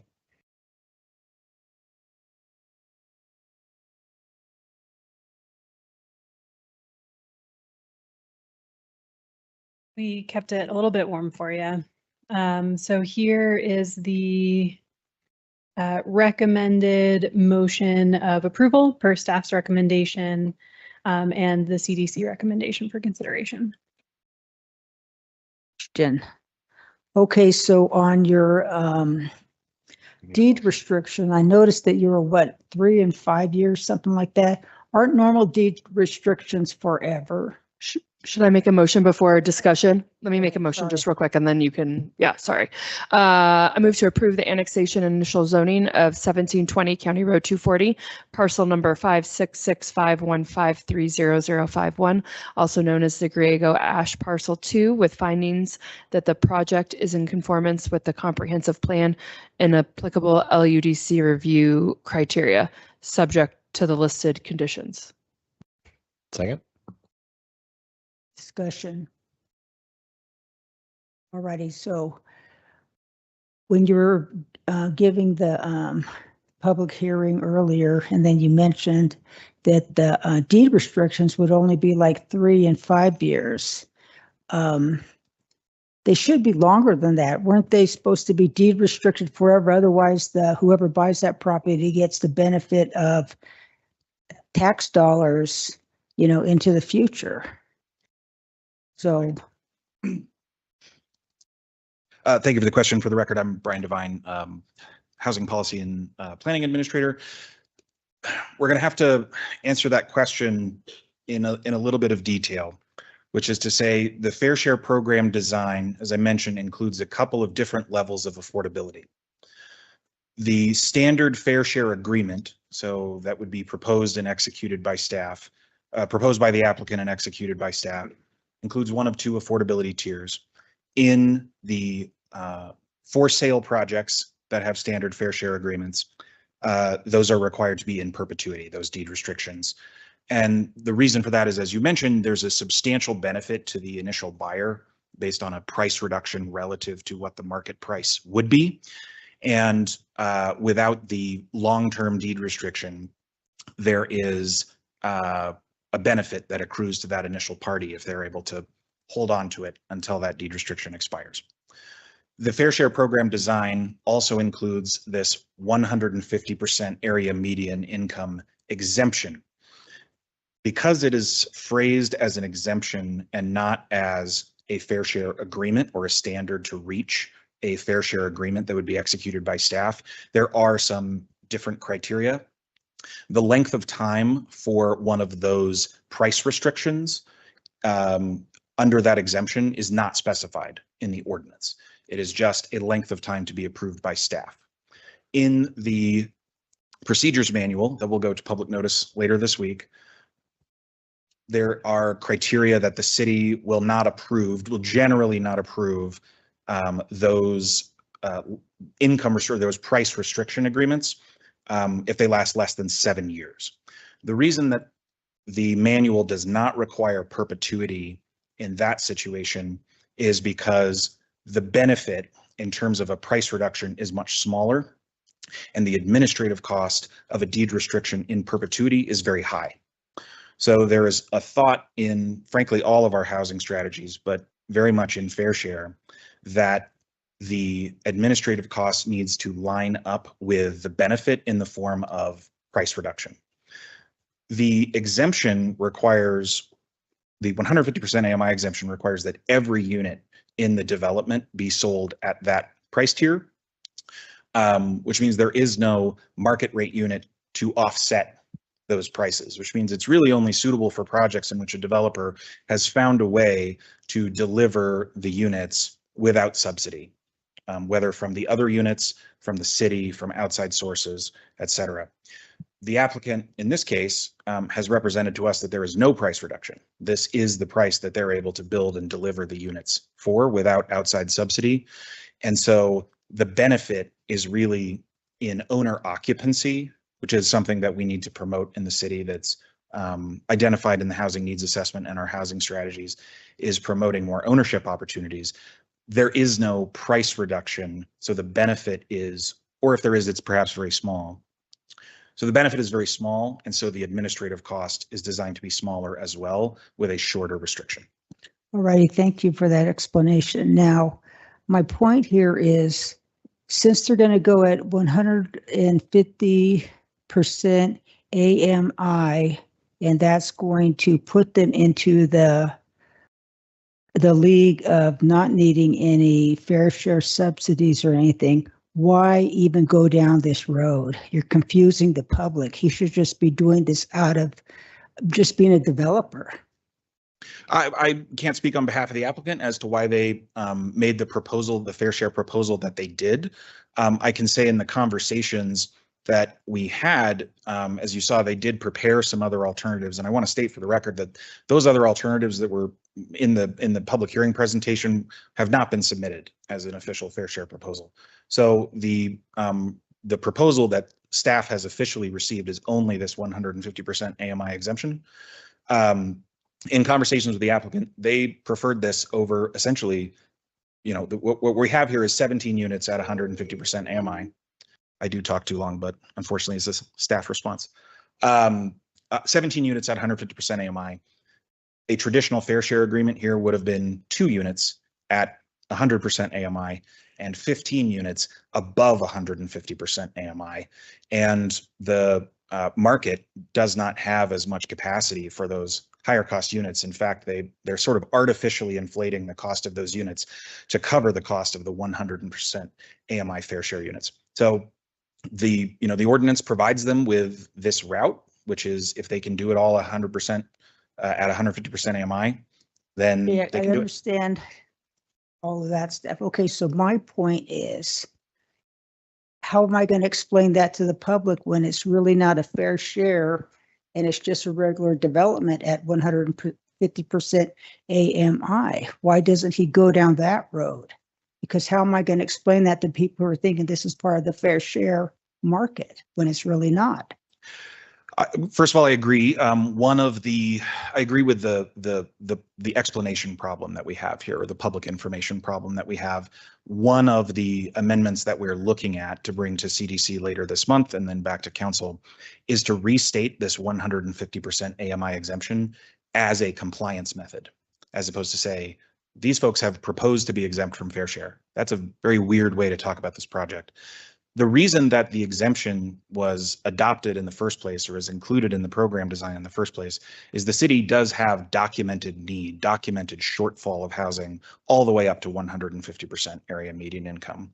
So this tier between about 125% and 150%, if developers can find a way to build in that tier, the entire project without city subsidy, without density bonuses, without parking reductions, it's a way to deliver units in that needed price range without any financial contribution from the city. Okay. Does that answer your question? Yes, it does. So basically, we're just putting a label on it to call it fair share, that the city took care of this, when actually there's been no buy-in from the city with any type of subsidies or reductions. I imagine that is why this exemption was phrased as an exemption rather than a compliance method in the first place, was to not create the impression that the city is subsidizing units in this price range. Practically speaking, it acts like another compliance method. All right, just so we're clear on that. Thank you. Sure.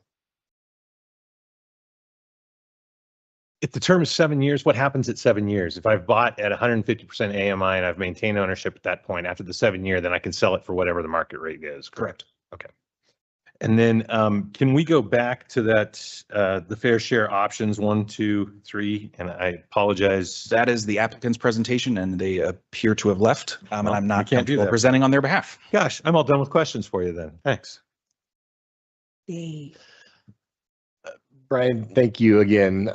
So yeah, we keep getting stuck on what the applicant proffered without vetting those options through the staff. So I'm just going to ask, kind of more of a procedural question. The applicant proffered 3 options for the fair share program adherence and opting out, and the kind of in between. Does the final decision on which option to go with, will that reside with staff, CDC, or council? That actually depends on what their final proposal is. A standard fair share agreement is executed by staff. A confirmation of exemption is also issued by staff. If they were to propose some other alternative, which they're allowed to do at subdivision, at their actual development plan, some of those alternative compliance options, as I mentioned, in the fair share program design, they're allowed to propose and justify any equivalent compliance that they think is justified. Any equivalent compliance would be subject to city council approval. So their deadline would be at subdivision, and then we would get after that final. That's correct. This is another thing that is interesting about the 2024 ordinance is a fair share proposal is required at time of annexation, but it does not have to be approved at time of annexation. It actually gets approved as part of the subdivision process. So we do have to receive a proposal from them. The applicant has done that. As I said, their proposal that is on file is that 150% AMI exemption. They could choose to revisit that between now and when they apply for their subdivision. Do you think there's any appetite to have them to clean up some of that language to say that you have to have something, okay, something concrete? Again, we've done as much of that as we can in the procedures manual. That is another aspect of this particular proposal is the procedures manual that was in effect when this was first submitted was based on the old fair share ordinance, the pre-2024 fair share ordinance. So we've had to work through this essentially on a project specific basis. We now have a procedures manual that talks about how to process these applications, how to confirm exemption, and that is what we'll be using going forward. Now, if it takes them a while to line up financing and proceed to subdivision, assuming you approve the annexation tonight, they may be subject to a new ordinance that restates that 150% AMI exemption as a compliance method. Our goal in any of those amendments, as I mentioned, is to clarify and streamline the process, not to change any of the program design or the policy intent. So this is just a nature of applying for multi-stage development proposals. You know, annexation first and then subdivision is the rules can change in between those. Our goal has always been to not rewrite the program design at this time, because it was very clear what council was attempting to do in 2024. But as I said, the reality of applying those rules to actual development proposals, including this one, has resulted in the procedures, trying to get those as far as they can, and then we think some needed text amendments, which you'll hopefully see later. Okay, great. Thank you so much. Sure. This is about the worst possible project to be introduced to 2024 Fair Share on, and so we appreciate your goodwill and working through it with us. You've done very well in explaining it. Thank you very much. All righty. Okay, vote, sorry. Thank you. Mayor Pro Tem Woodruff, Yes. Mayor Yazzie, Yes. Councilor Gonzalez, Councilor Lawyer, Yes. and Councilor Koso. Yes. All right, moving forward is item 13, public comments on city matters not under consideration tonight.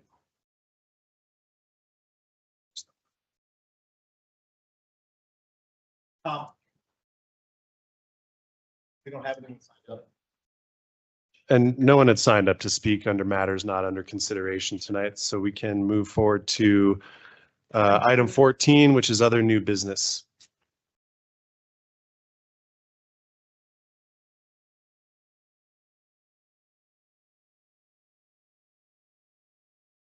Does anybody have any new business? Looks like Kip's got his hand up. I'd like to add directing staff to move forward as a next step with further developing a framework for a remediation grant fund as presented today in our study session. And I'd like to do that on the February meeting, please.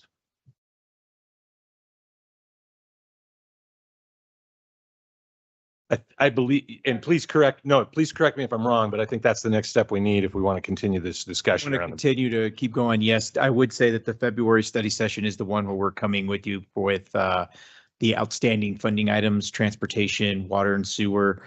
So that might be a substantial discussion. I don't know if we could fit into the February one. Can I get a pinky swear from council that they'll vote favorably for it if it's the late January? Is there a pinky swear option? There's no pinky swear option. Damn it.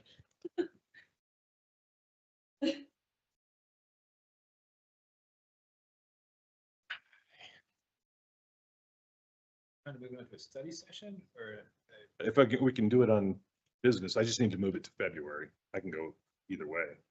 just trying to clarify. Well, Yeah, you know what? I take that back. Because you would put it on, since you wouldn't be here at the next one, it would be on to vote on in February. Correct. That's correct. So yeah. But would you? Oh, I'm sorry. I thought you said that the February schedule was huge. Yes, but you would have to still, the council still has to vote on it. You're placing it on an agenda, right? So Okay. in 2026, it's a little bit, but I got where you're going. Okay.